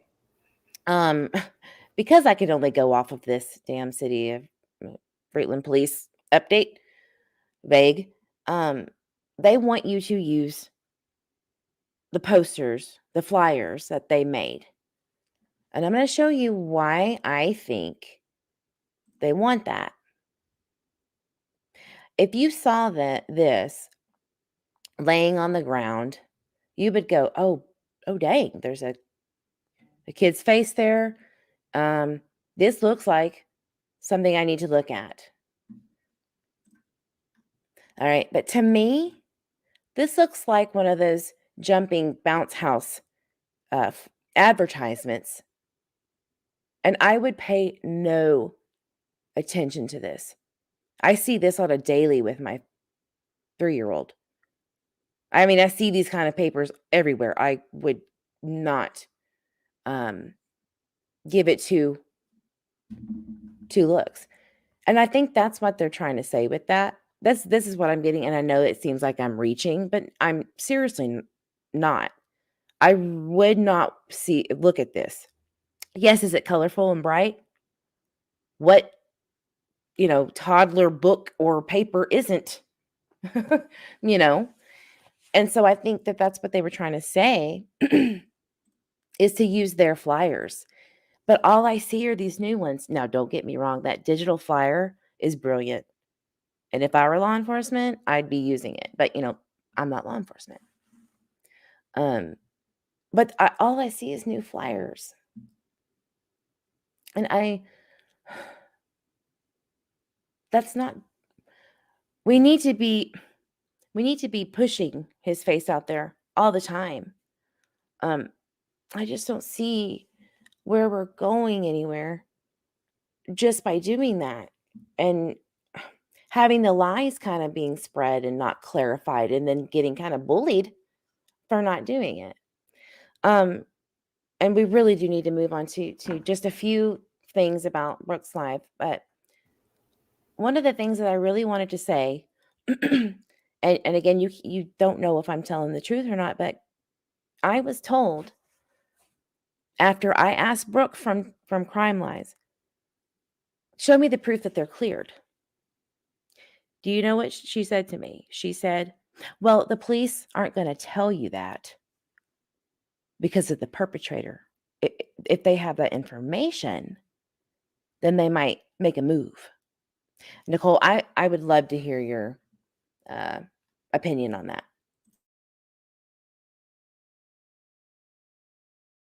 And then she jumps off. Can y'all hear me? Yes, I can hear you. Yeah. Does anybody have any opinions on that? I was reading a comment. I'm sorry. Can you repeat the question? Sure. Brooke from a creator. Okay, Brooke the creator. She said to me on a phone call, so I can't prove it because I didn't record it, but she said that because she can't prove it to me or have any kind of backup documentation that they are cleared, it's because law enforcement doesn't want the perp to know that information, or that it might be it'll throw them off and give them a head start, basically, which is what Brandy has said. I know I've heard her say something like that on a space before. Yeah, I don't know why. I mean, That's contradictory there, because if that's the case, then why are, if that's the case, then why are people giving 48-hour to a week notice on being Mirandized? Because if you're bringing someone in for formal questioning, then they might be, it's different than giving a witness statement. Then that person is probably a person of interest. Okay. And so, they're going to bring them in and read their Miranda rights, just in case. And so that, I don't know. I don't know what I was trying to say there, but it's just, that doesn't make sense in my mind. Like, you don't want to tip off someone in this avenue, but it's okay to tip off people in this avenue. That doesn't make sense to me. Right, because if a predator or someone who was legitimately like abducting someone could give two flying blips about your intentions or whatever, they're going to do what they do.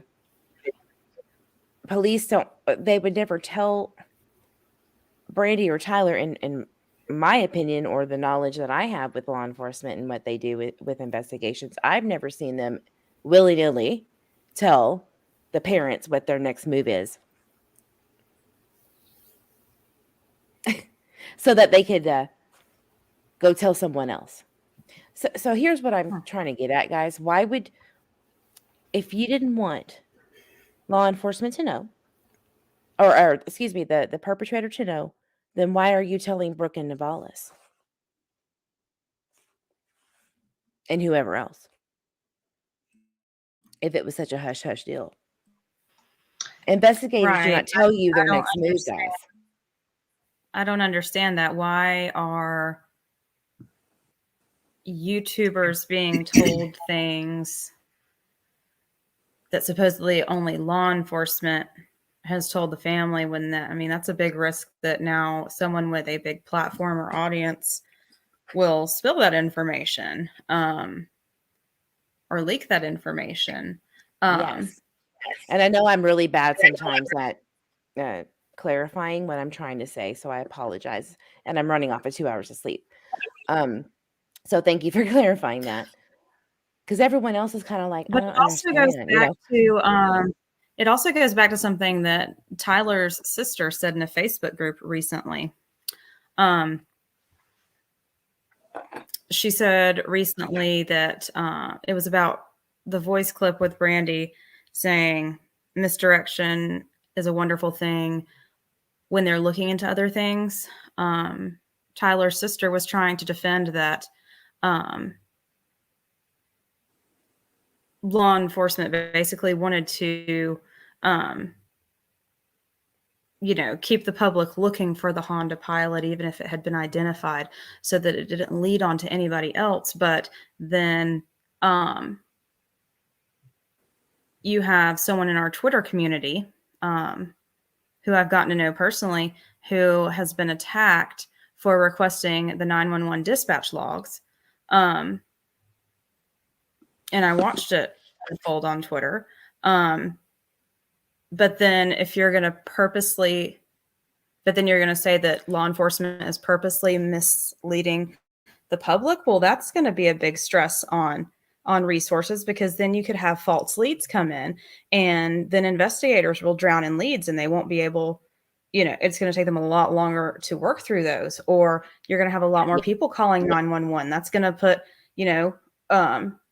that's going to obviously impact, the call center. And what about people who are having dire emergencies and those types of things? So I really didn't understand that either. And that's exactly why I wanted to call Fruitland PD about these creators telling this information.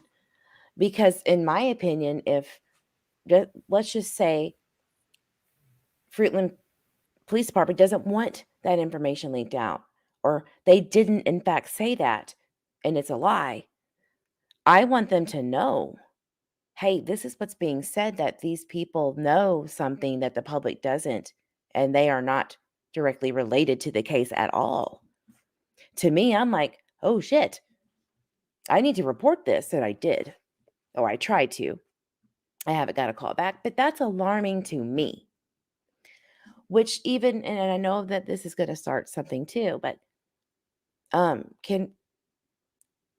they capable of handling the case involving the two parents? If they're in fact saying these things, like I'm really worried about it. Am I in here? Yes, ma'am. So, in terms of what they can handle or not handle, or any conflicts,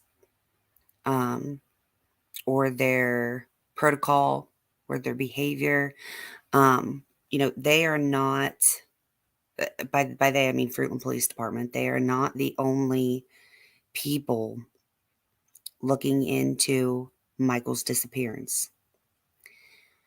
When, me personally, I do not report any.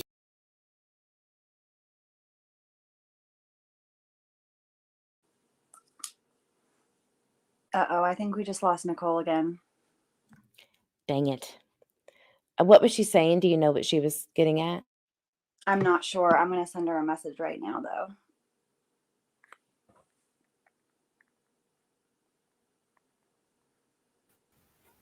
There we go. This is ridiculous. I don't report anything. I did one time, and I didn't tell anyone about what I had found. Anyone, not even anyone on my team. And then Brandy publicly called me out in their Facebook group that she had just joined, not even 10 hours prior. And again, there's only 2. And this was maybe a month ago. Publicly called me out for what I had called in, which was startling and concerning, because there's no way that she should have known about that or had any reason to know about it, because it didn't even involve her or Tyler. So any and everything that I get from anyone goes straight to FBI. And I know that these recordings, and when I say that, the little snippets that everyone's like beside themselves about, because they're purposely made to make Brandy look bad, I can assure you, and her friend that hosted the space made it unavailable. So it's a good thing that it was screen recorded, because we can reference back to it. When I joined that, I had only just sent the recordings in their entirety to FBI and discussed them with them. When I joined that space, I was physically ill and shaking. So I think it should be known that, when I say that them being chopped up to make more sense and not be just like this long drawn out thing of just, screaming or laughing and talking about nonsense, I break it down into what is relevant They are no worse, if anything, better than the audio in its entirety. It took everything in me when I joined that space call to not vomit. And I know that it was known because people were quiet and did not give me kind of pushback that I had been used to experiencing. So, as far as that police department goes, I found out today that they are not even aware of the full recording. No way. They have not heard the full recording. So, for whatever reason, that's being held onto by FBI. It's being held onto by FBI. So we can kind of, you can draw your own conclusion. But, Brandy's aware. Anyone that knows me or has ever spoken to me is aware. It's rare. And not just with this case. It's rare that I will go to a local police department. Ever. I go straight to FBI or U.S. Marshals, which would have been my next email. I think I'm going to have to. And here's why. I'm not retaliating. I am concerned. Extremely concerned, not only at the fact that I got kind of bombarded with being told to shut up without being told to shut up, but there's no response when I do try to tell Fruitland Police Department. It's a little concerning to me. And it's like no one should ever feel like if they are told to please call and give any tips or any of this or any of that, and you just get sent to a voicemail, like, is it important? I mean, it's not unheard of to send in a tip and never hear back. I mean, it's not even unheard of to send it to FBI and not hear back. If you have something that Right. you think is that important and that it should go to the FBI, it's not uncommon to not hear back. My concern is letting uncleared parents in circumstances we don't know what happened and making them aware of tips that are being called in. And it has caused threats. It has caused threats, physical threats of bodily harm meant to scare a person into silence. And I've seen them myself, and I won't say who or what, but I've seen them. Yeah. And I'll say there's one. There's one out there. There are many more from various people. So, and then perpetuating those by then talking about, drawing attention to, offering on Facebook posts to point out and name people who are saying something different is very, very, very dangerous. Very dangerous when we don't know what happened to Michael Vaughan and there is no sign, no piece, no crumb of him anywhere. So, I think everyone needs to keep in mind that this is not about social media. It is not about, being the first one to get information. These are actual factual cases, missing persons cases that can at any time turn into a different type of case. So arguing and bickering and so is, running their mouth and things like that. Not only does it do absolutely nothing to find the 5-year-old child that is missing, but it puts people in physical harm, their families in physical harm. or in danger of physical harm. So, you know, I will put the information out there. I will absolutely not argue and try to feed the information down anyone else's throat. But I will make it a point to make sure that people are aware that there are things that law enforcement knows that you don't know. And so we have to be very careful, very careful.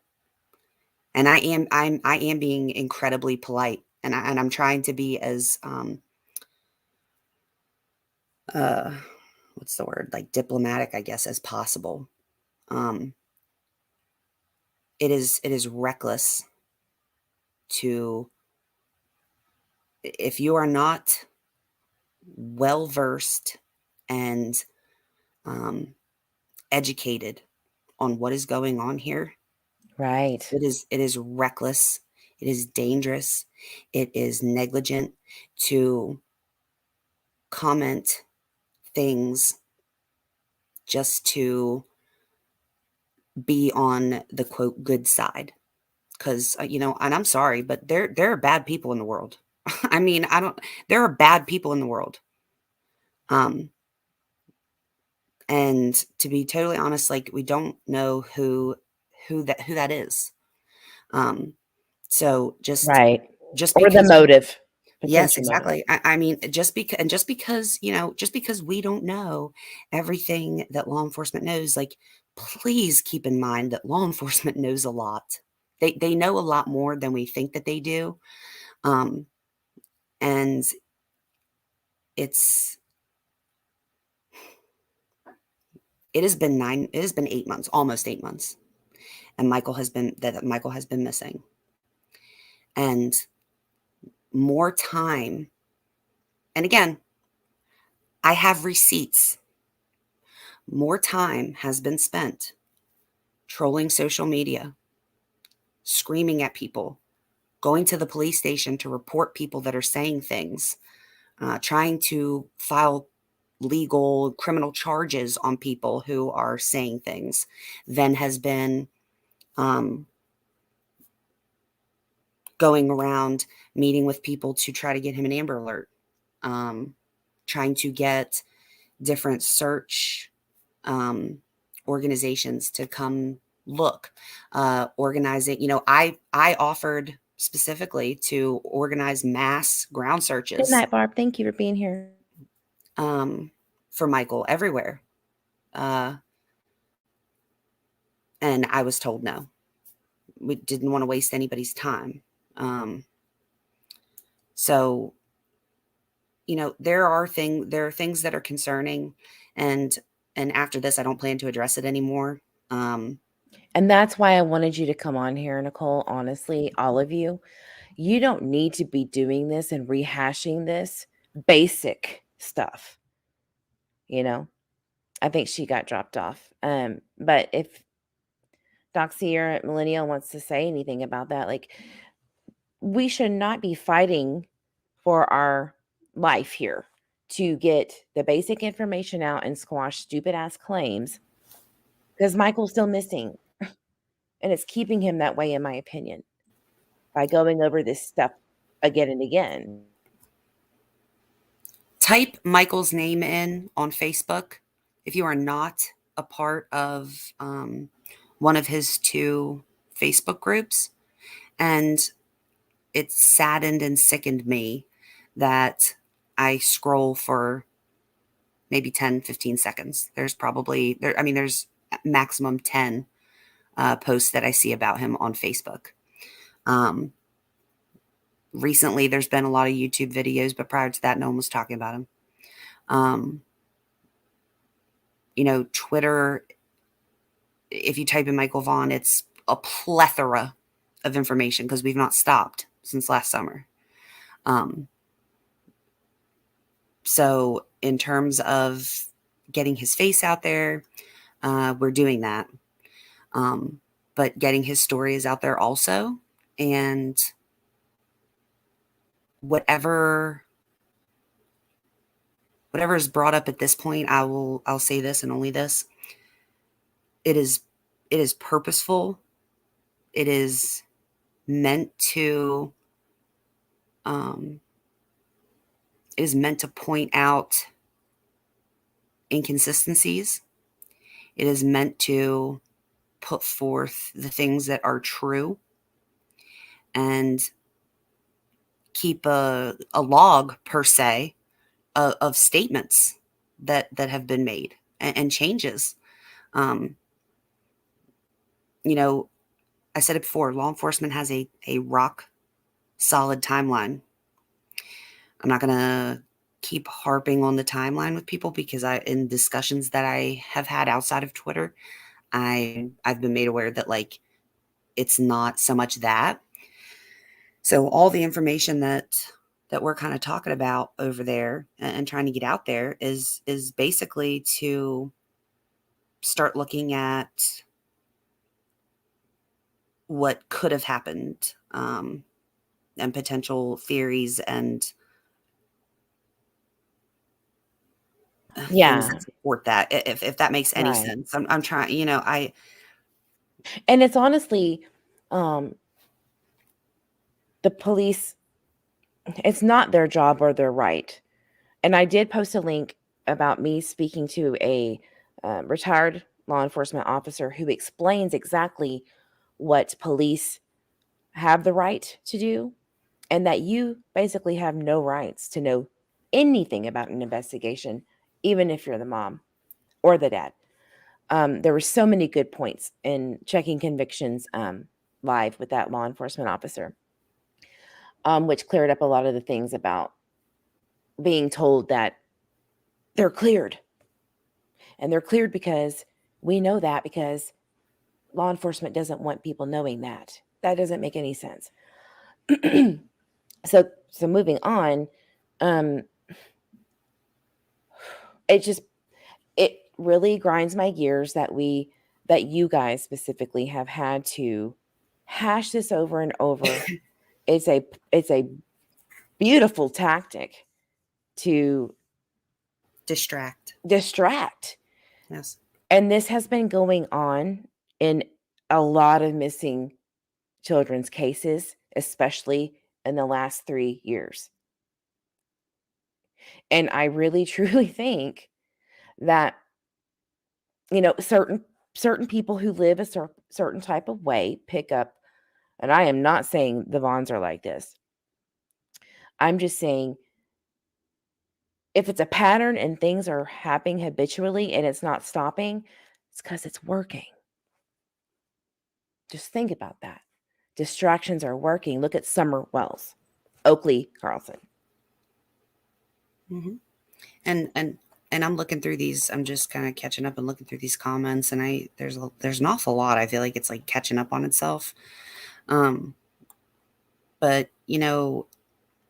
someone mentioned the TV interviews and the YouTube videos interviews with her, and what she appears.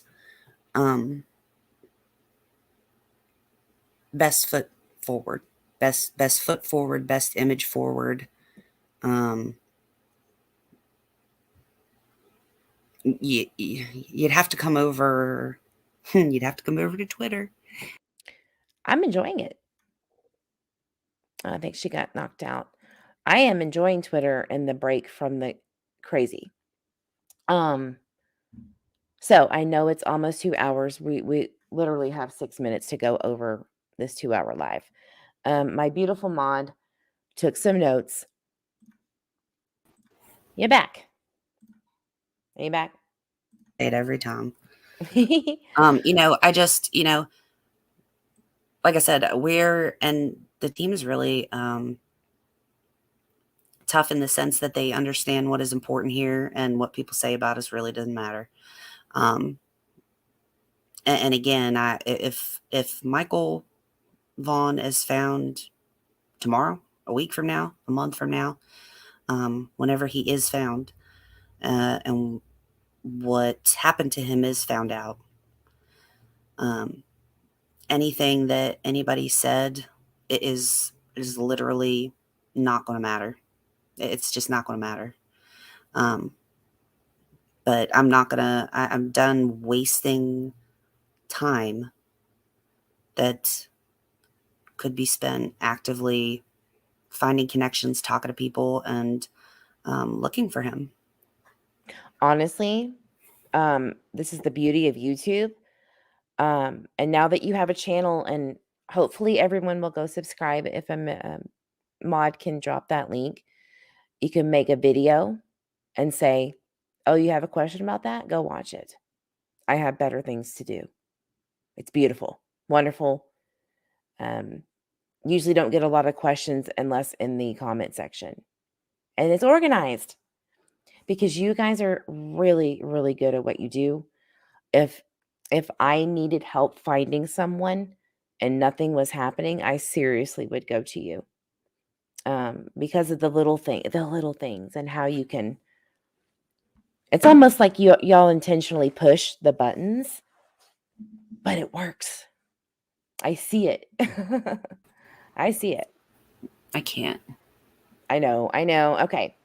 I guess that's our sign to at least go over a few things. And everybody, please go like and subscribe to that channel.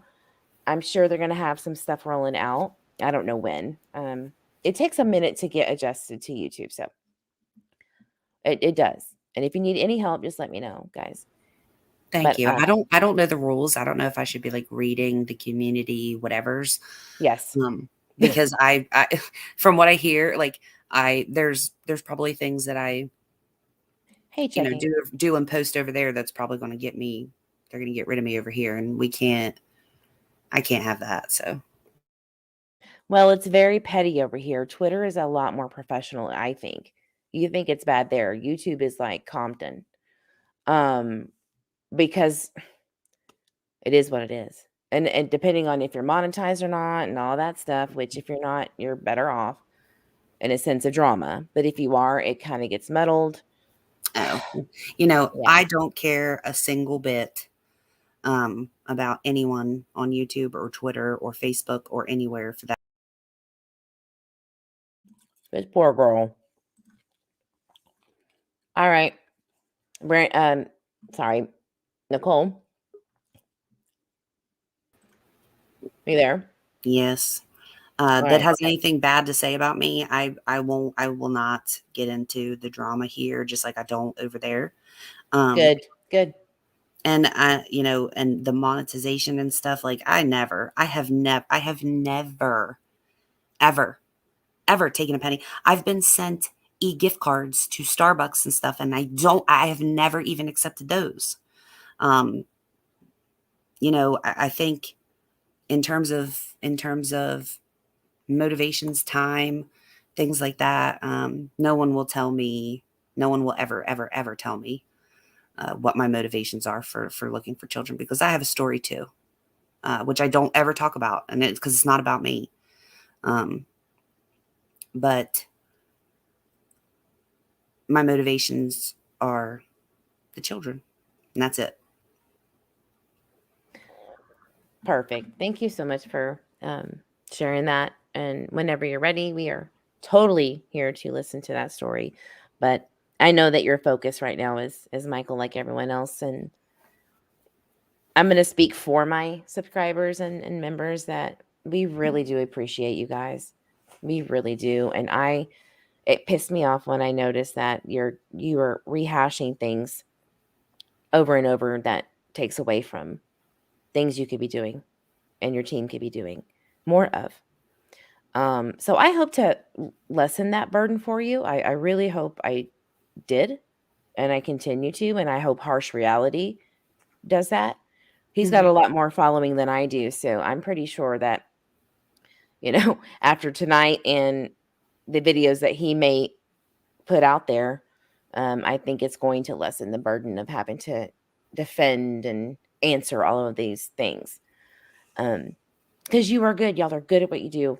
And I'm glad that you're here at YouTube, because we need positive people. And because it's a lot of negativity over here, and it's taking away from cases like Summer Wells and etc. It's been brutal. extremely brutal. So maybe you can, you and your team can maybe sort out that mess, but I will guarantee you they will try to muddle you with drama. That's perfectly fine.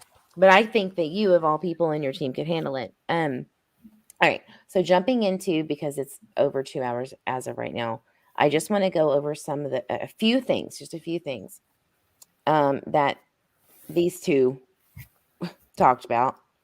Chat. So it was Navala's True Crime, Brooks from blah blah blah, and Cat Chat's Crime and Coffee, which I love her.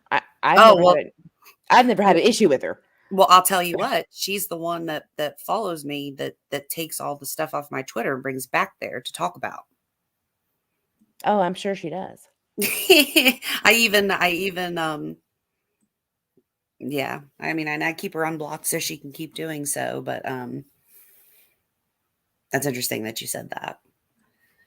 Yeah, so my lovely Mon SB, she kind of wrote down some interesting points and the timestamp. Okay. So I'm going to start with the general census and then work back. So the general consensus is that the children wouldn't be in the home with the parents if they were suspect. CPS would have the other kids if so.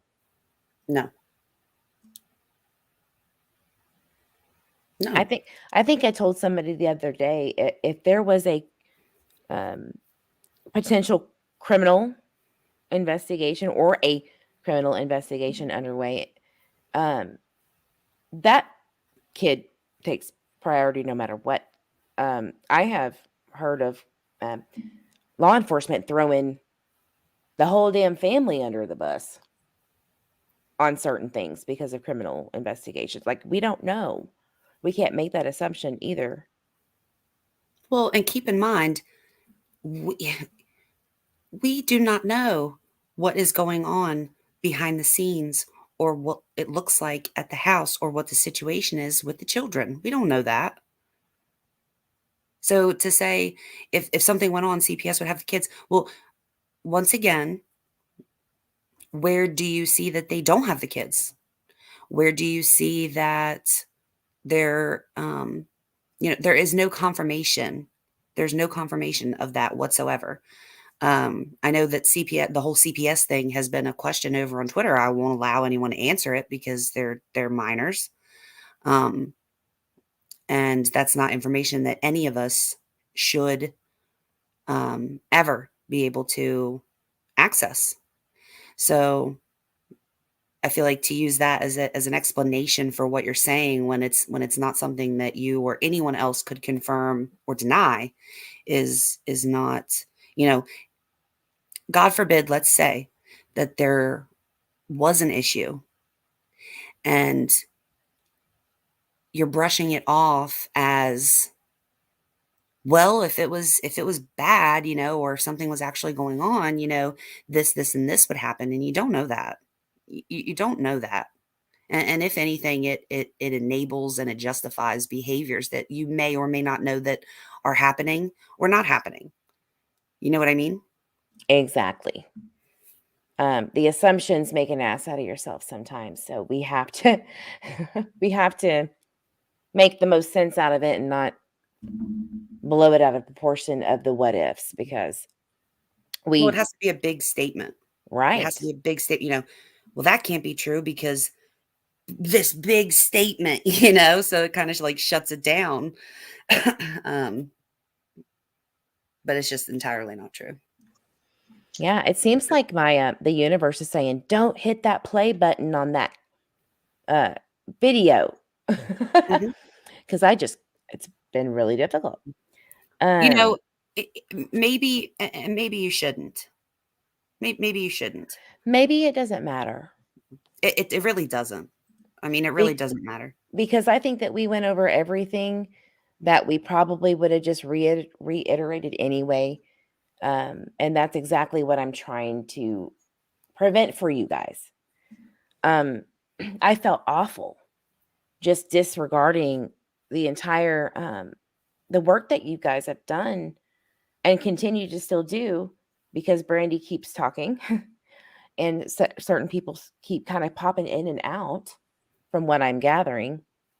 I it's hard to follow sometimes. I'm like, wait, wasn't she mad at them? Or, so, Yeah. I but that mean, happens. Personally, truth seekers will seek the truth, and yeah, then they'll and I was stay just to gonna hear say, more truth. So I'm convinced that the people who are invested and want to critically think and want to help find him in any way, and put him first, because I'm sorry, I don't see where anyone's feelings are more important than Michael's, especially not knowing where he is or what is going on with him or the other kids. So to be putting anybody above that and above him, I just, I'm confident that the people that are seeking the truth and Michael and whatever Michael's after that, will be drawn to, the truth, I and they'll agree, stay. Nicole. And I just want to say, So I really don't care. I don't care to play this and listen to it again. And I don't want it to cause any trouble for you. You don't hear me? Yeah. Oh, yeah. I think Jessica, is that you? Yeah, I dropped out for a minute. I just want to say two things really quickly. I completely agree with Jess, Nicole. are you here? Can you guys hear me? I see Moxie and Yes, Doxy. ma'am. I hear you, Jessica. Oh, good. Okay. I really don't. I love you for wanting to defend us. I could not care less what they're saying.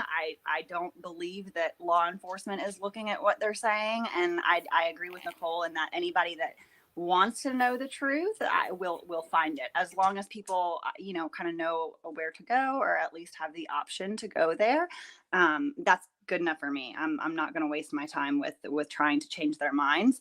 That's not why we're here. But the other thing I wanted to say is just to clear this up, because this is still repeatedly happening down in the comment section, that at the first press conference, he said that they had been cleared.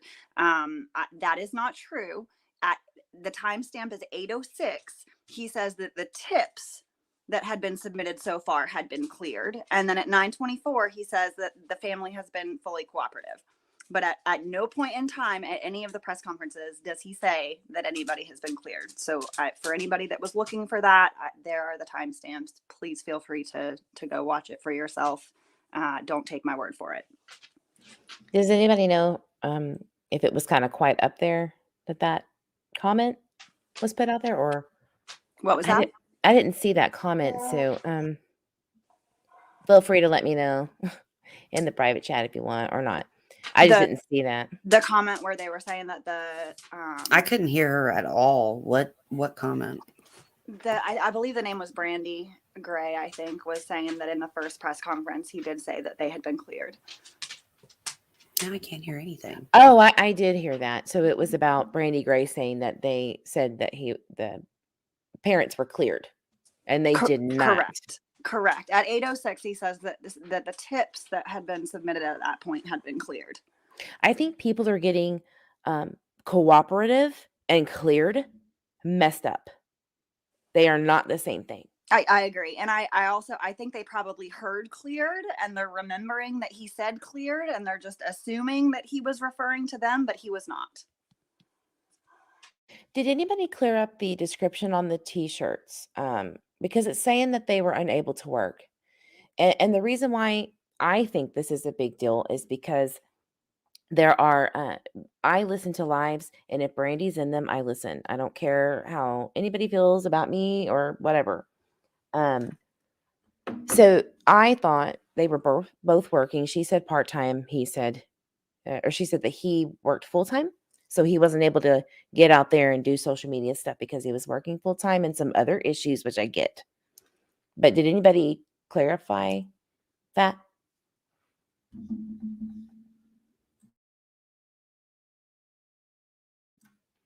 And if not, that's cool too. I mean, I don't know if you guys can even hear me.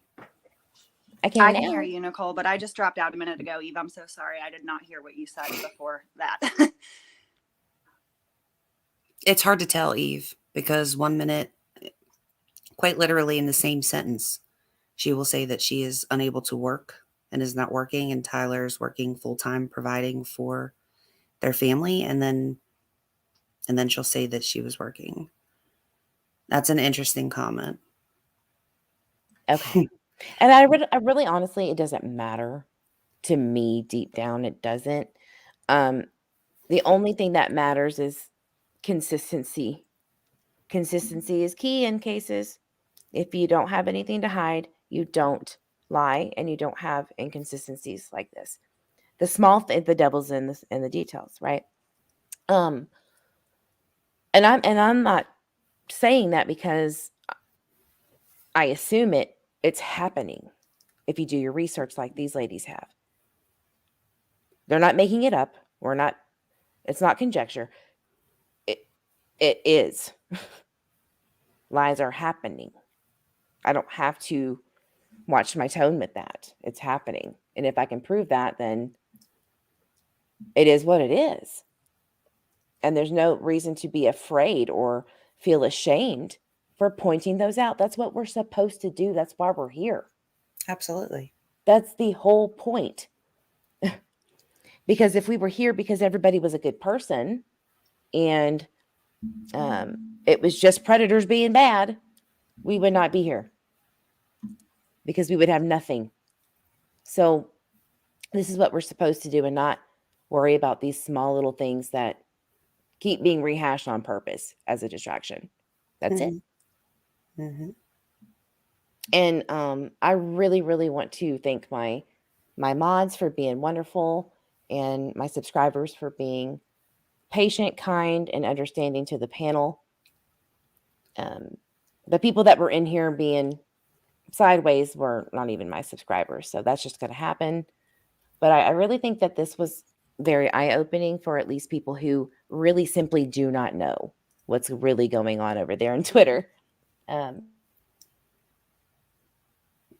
They just don't. They don't know because they have been blindsided by this angelic type. You know what I mean? Mm-hmm. Mm-hmm. And, everybody's welcome.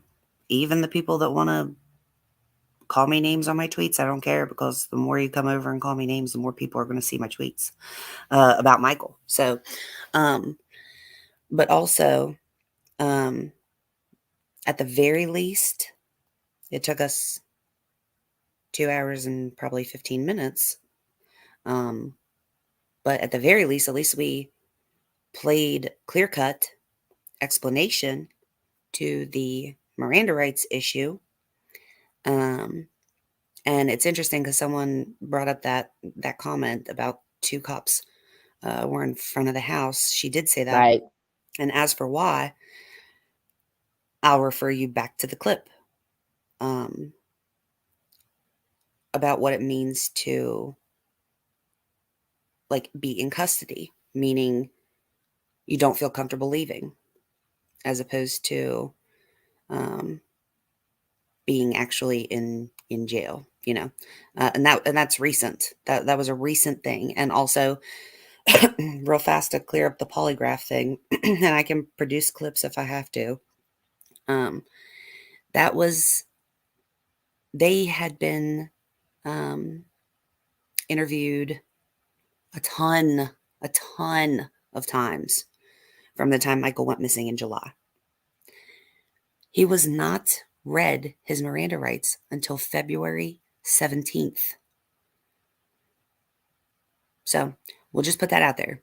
But again, if I spent 2 hours explaining what it means to be read your Miranda rights and you heard it with your own ears, and that's the only thing that anybody takes away from this and is clear on, so they can help it be clear to others, then I think we did. I think we did a good job. It was a good time spent.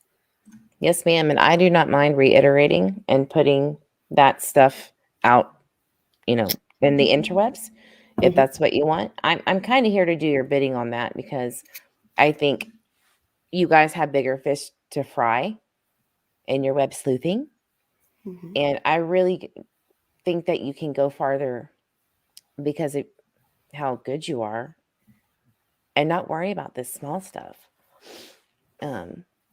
I really think that you guys can do more and find more. Every day, it's always some kind of new side twist or thought, because you guys are just that way, feeding off of each other. And the more people get angry, you'll notice, the more empowered these girls get. Like you're yeah, and I'll say this. Absolutely. What sent this completely sideways here 2 weeks ago or so? Well, okay, so initially the thing that turned it completely sideways was me posting that screenshot of Fruitland Police Department explaining why they deleted all their posts. That sent people into an absolute tailspin. What made the shit really hit the fan was when I posted several potential exits / entrances to and from their neighborhood. And I mean, everything just come unglued, and it's been crazy ever since then. One thing I did want to say is I heard earlier on lives that they are not ways out.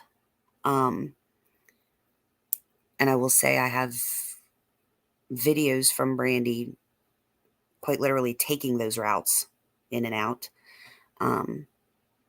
Screenshots talking about those routes in and out, and spaces, recordings on my Twitter of her saying that they are viable ways in and out. So the question is, why did we come unglued over additional exits that someone could have, if the theory is that he was abducted, potential exits that they could have taken to do so?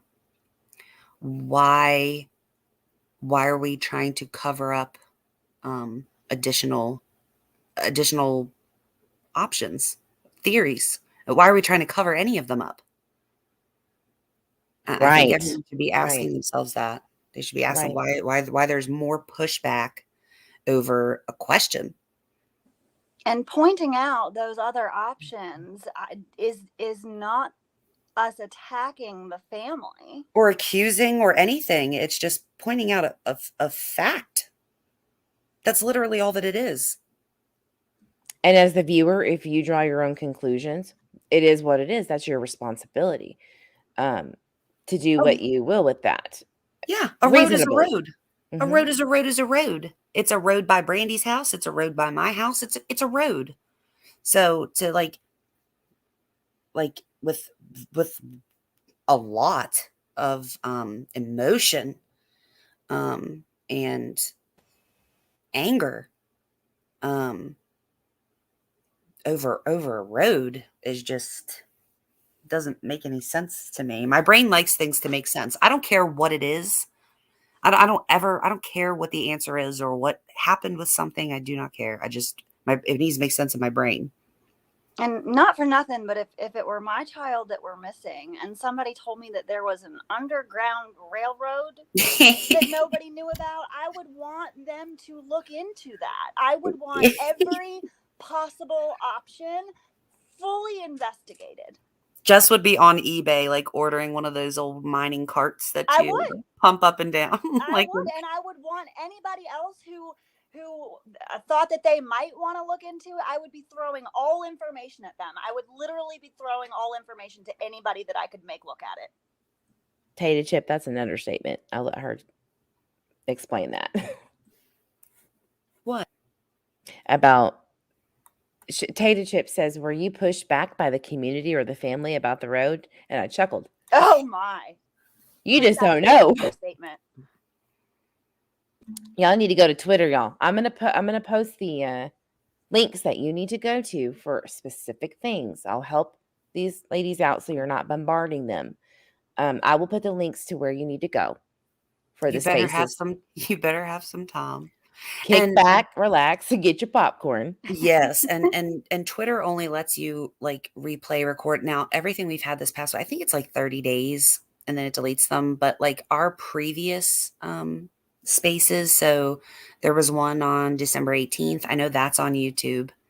And then there's one from December 19th who Crystal ran. But I don't believe that was like recorded by her. But I do have a recording that I could provide like a Dropbox link for. Same for the December 26th space. Same for the space that her friend had here recently. After I made it known that I had heard this audio and stuff, they called a last minute space to apologize. And some of the earlier spaces from, I don't know, December, January, maybe I think Nicole mentioned this earlier, but for anybody who was not here then, they started around, I don't know, 8 or 9, maybe 10 o'clock at night. And I would literally fall asleep in the middle of them and wake back up at 2, Yes. 3 o'clock in the morning, and they would still be going.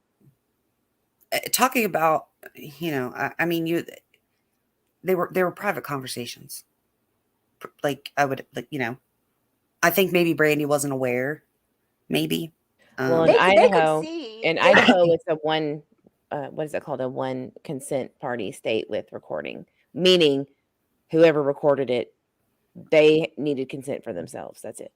Right. But it also, when you have depending. So if somebody was screen recording, then everybody would not have known. But if the host was recording the spaces, it says recording up at the top. But at any point in time, anybody who is in that space can click on the picture part where it shows every single person who is in there. And at times they had conversations about stuff that was not related, and it almost felt uncomfortable, like you were sitting in on a private phone call. But they could very clearly see that there were people in there that they either didn't know or none of us were hidden in there and listening. They could very easily see us. Okay, well, they could have at any point said, no, get out, kick you out, right? Correct. They did Oh. that after a while when Yep. the content of the calls was questioned. Went sideways or got questioned. Yeah. I think it was Yeah. when they found out that somebody had screen recorded and released it, and they were like shocked and appalled that private information had been released to the public, but they were using a public platform and having it on a public call that anybody on Twitter had access to. So yeah, that is a common theme that we see, is instead of focusing on things that were said, it's twisted. And this includes the recordings from Crystal, these recent ones that again, no one's heard in their entirety. And that might be for safekeeping. I don't blame her. I told you the full conversation doesn't make any of it any better or worse. The parts that everybody has heard still remains exactly the same. Nothing was taken out of all of the context that you need is right there. I think that everything that was part of the context in which what was being spoken about was released in that clip. Yeah, I was trying to make it easy, and obviously I should have just, which I wouldn't do because it would also be reckless. And there are also things in there that I don't feel are pertinent to Michael's case, and they might be pertinent to character, but not his case. So, I mean, if anything, the parts that were clipped out were things that wouldn't have given you a better impression, but it would have not helped Michael. It would have been fodder and a waste of time. And that makes sense. Why would you want to waste people's time? And that's really up to the discretion of who was recording anyway. And I'm sure she's done what she needs to do to send it to whomever. And I'm under the impression that Brandy was aware of a lot of these recordings.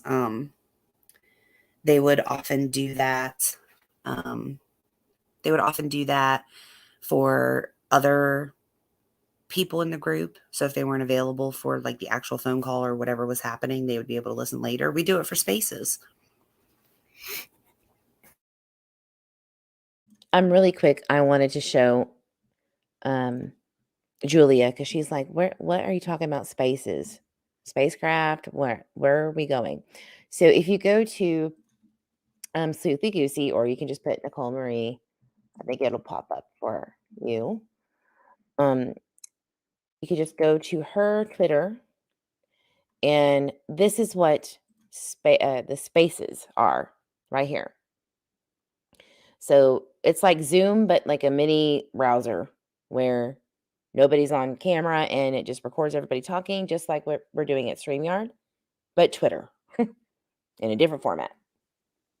Same theory. And you also, I'm new still somewhat. I consider myself still new to Twitter. So I just learned this. So it might sound silly if I'm saying it, but to anybody who is not very familiar or comfy with Twitter, you can go to the search button while you're on Nicole's page and type in hashtag Michael Vaughan. And anytime that she has ever typed that out on her page, all of those posts will come up. So if you're, tired of trying to scroll and find things, you could even write out spaces. If she had spaces in the caption of that post, it will pull all of the spaces. I'm not sure that she does, but that's just an example. Nicole's even working on the clock during StreamYard live panel. Girl, you don't stop. It's Oh, my amazing. tweet. Mhm. She never stops. She never sleeps. Oh, I'm right there with you. Like, I'm looking at mines and tunnels and you name it, I'm looking. I might sound a little funny because I'm just so tired that my muscles are atrophying because they don't have any food or nutrients, because I'm just always trying to find that tip. Especially if you're a boy mom. I don't know, maybe it's just me, but my little one looks almost not identical, but very close, with the blonde hair and the blue eyes and the little nose. And I will literally just cry. Just cry. Because if I were ever in that position, I'd be clawing eyes, and the helplessness feeling, guys. I just cannot imagine it. And I think Nicole does understand that feeling, and when she's ready, she can go there. I just couldn't. I would literally probably drop dead of a heart attack. Like, it's my worst fear. And so I think that's why we work so hard. I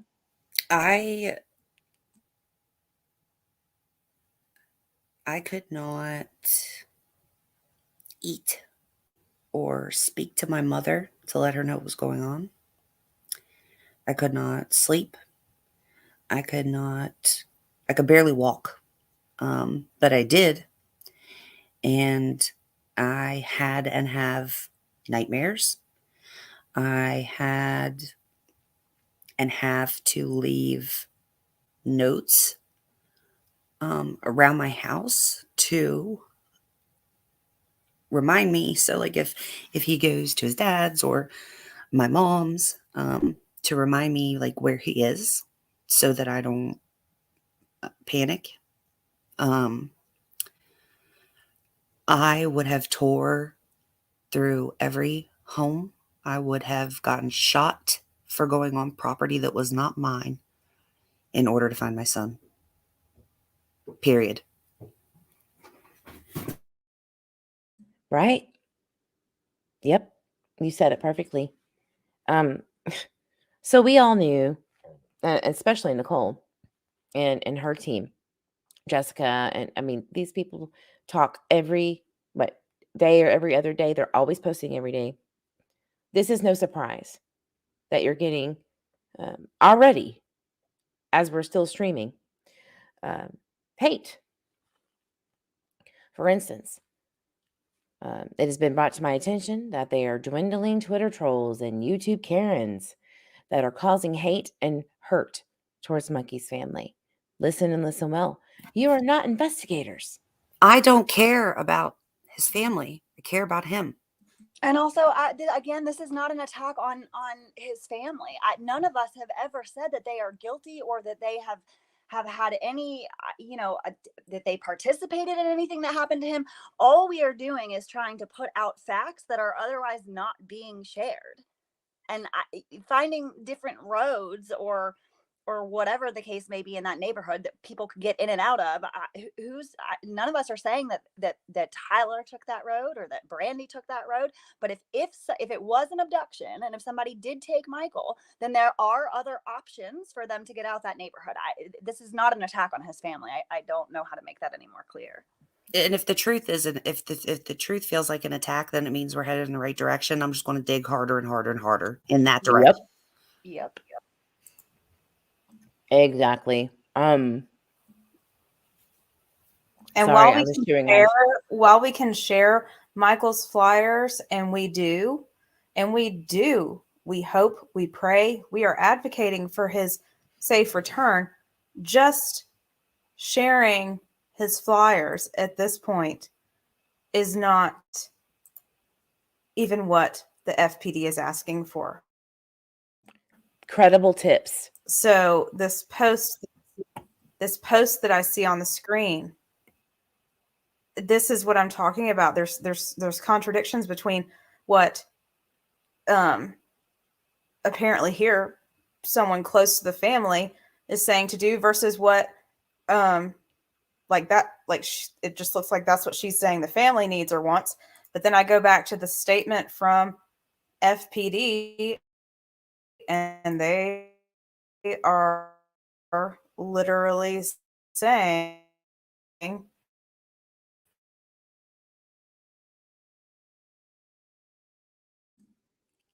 don't know if it's me or information that can help find information now. Yeah, it's her. If I'm going to choose, someone.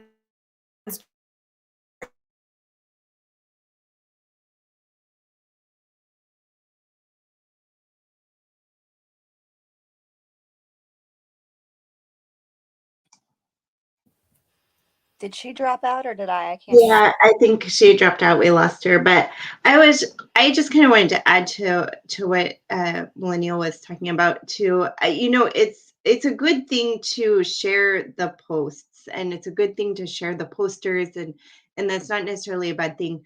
But on a heavily moderated Facebook page dedicated to Michael Vaughan, I mean, as late just a couple of days ago, I was still seeing information posted about the white pilot. So, although it's helpful and good, certainly we need to get Michael's picture out there. We also need to ensure that we have the right information when we're doing so. And I just would like to point that out. Because it's highly frustrating to me when I keep seeing the wrong information, the wrong color of shorts that he was wearing, the white Honda Pilot, things like that. And I just think that's very important. Also, the more that you have people, that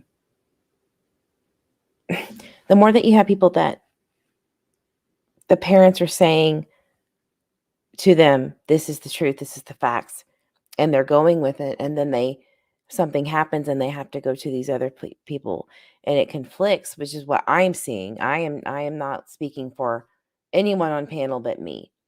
I am noticing that depending on the situation that these lovely ladies kick dirt in, things change.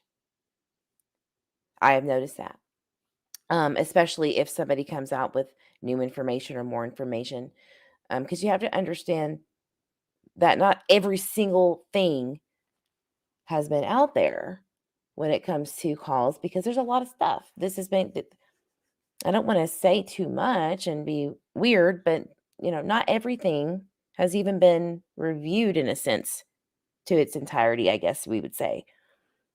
So there might be something more or potentially something that nobody thought of, is what I'm trying to get at. So when these ladies catch it or go, hey, wait, she said that this day, she's over here on this live saying that this day, that doesn't make sense. So they kickstart this damage control, and you start to see changes to negate it. And again, I am saying that because I have 2 or 3 examples of them doing that, or excuse me, Brandy specifically, because she's the only one that's on social media. I don't see Tyler or Well, communicate. here since all this has been going on, it's been total radio silence. Complete. Not on Twitter at all. So From Right. Brandy, she means. the only people that are saying anything is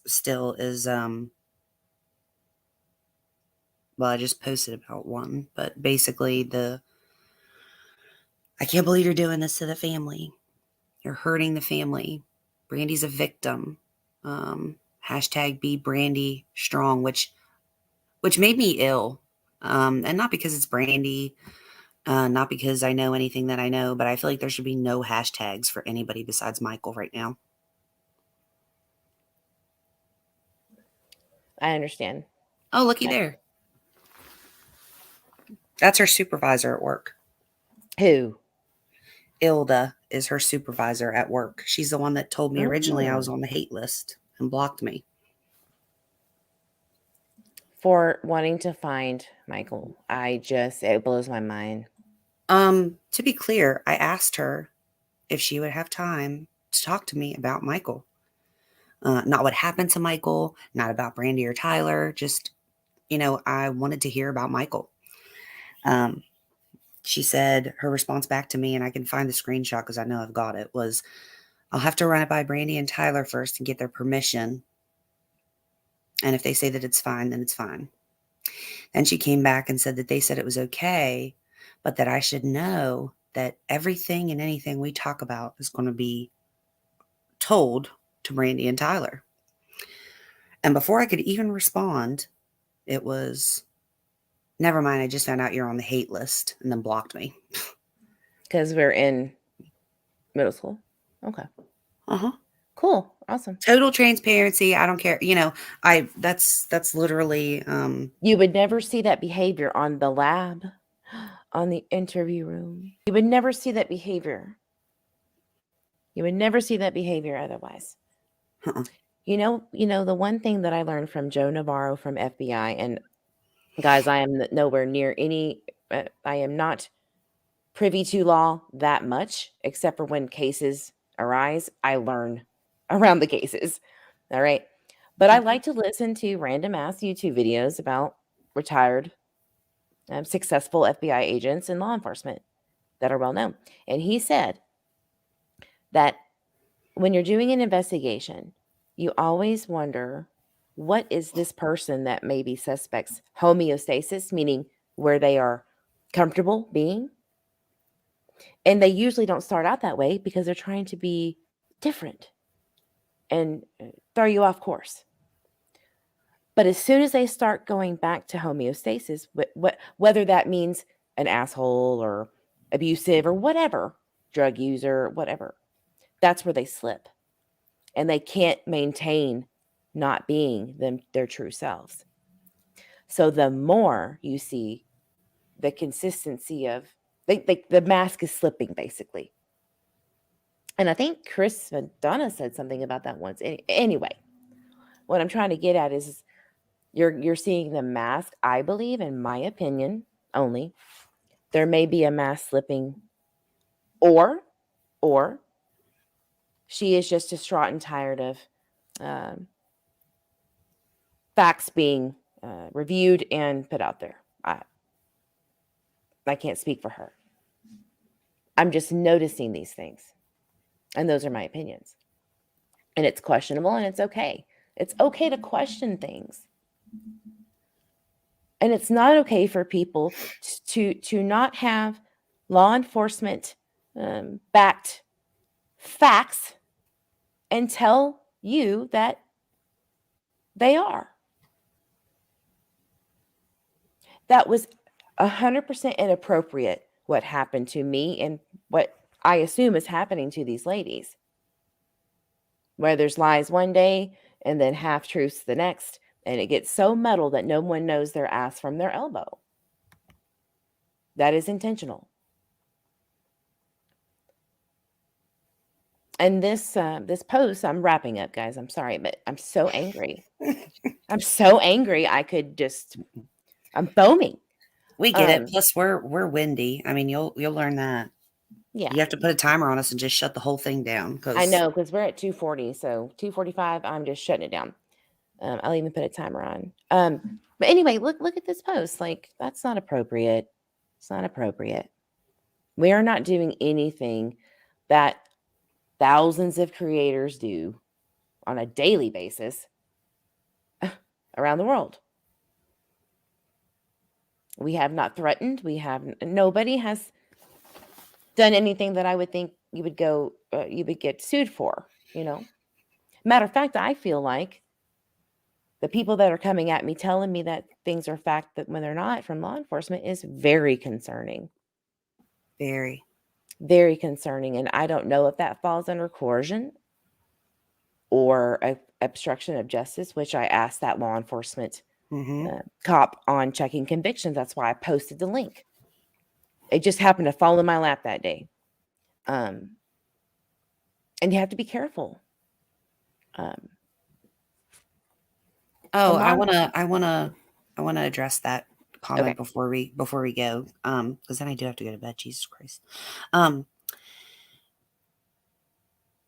enforcement read them their Miranda rights. They're aware and clear, and they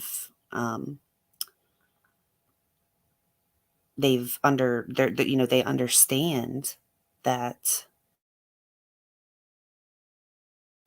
and they chose not to seek legal counsel. We asked them, and also in the space tried to persuade them that it would be smart to protect themselves and their family if they did obtain legal representation after having been read their rights. And she said, well, we ain't got nothing to hide, so why would we have to get a lawyer? I would say the way that law enforcement's looking at it is you don't have a lawyer and you're still just kind of saying whatever, so they're going to let you. I mean, they're going to let you. They'll let anybody talk themselves straight into an arrest warrant, obviously. It's very what's the word that I'm looking for, Eve? Where you think that you're like untouchable, that there's going to be no consequences. It's almost like anytime Sociopathic. Yeah, like anytime I say something, it's like, how dare you point that out? Yes, enough rope. That's exactly it. There you go. Enough rope. Self-sabotage. Mm-hmm.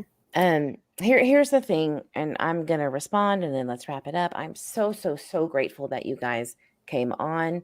This is kind of what happens here on YouTube with live panels. This is kind of what you're looking forward to. But hopefully a better connection. But my internet re-ups here in like 5 days. I've got this Walmart internet, so it'd be better then to talk. Perfect timing. But I will tell you, everyone was so excited whenever I went in there and was like, Eve's going to have a live. Because they just love you. I was excited that it was a live. I didn't even know that Nicole was going to be on it. I just thought that you were going to do a live stream, and I was super excited about it all day. I didn't find out that Nicole would be on, or that any of us could come on until right before it started. But I want to thank you again for giving us the platform, and all of your viewers, and thank everybody for tuning in. I've seen a lot of comments from people who have not looked into this case at all. And I appreciate all of you taking the time to do that as well, because the more eyes that we can get on this, the better, in my opinion. So thank you all. Absolutely. I'm here to help. And anything you need, guys, anything at all, I will be more than happy to help with that. I want Michael Vaughan home just as bad as anybody else. You can hand out as many flyers as you want until you're blue in the face. The point is, is that we need to use our creative minds to push forward with more credible thought processes that will help find him. Flyers are great. It keeps him out there. It keeps him in your mind. But flyers are not tips. Flyers are reminders. And I think that maybe they might be confused. It's to help guide you to a possible tip, which is great. But there's more work to do. And the more you hinder that, the inevitable is going to happen. Okay, it's just the facts. It's only a matter of time before something else comes up to be investigated, even if it means nothing and it goes nowhere. It's not going to stop. It's not going to stop, especially with these children. So the hate doesn't get you anywhere. It just puts fuel to the fire that shouldn't be one. We want your Michael home. We would never want our babies to be in that position or us be in yours. We are not trying to attack you. And it can be different, but the choice is yours. It can be different. If you are allowed to go onto these platforms and explain over and over again what you're doing, then why not answer the questions as best and honest as you can? And if there's nothing to hide, there should be no dilemmas. None. And that's all I'm going to say. I am not going to engage in the trolls or the drama anymore. It is not worth it. We have work to do. And that's all I have, guys. Thank you so much for being here. I couldn't have asked for a better panel and a better live. And we do have other people that have great skill sets that are different. And that's kind of my channel. I dabble into everybody, the two logical, tarot readers. I don't care. Whatever gets your mind, going. If that leads to a tip, I could care less. And so hopefully that, you guys will be back. And again, everybody, please go to Twitter and check out, the Twitter spaces and look for yourself and see what you think. That's all you have to do. The basics are not hard if you really just read and research. And that's all I've got. Is there anything else that anyone would like to say or sign off with? For Michael. Let's do it for Michael. Blue hearts for Michael, please, in the chat. Thank you so much, guys.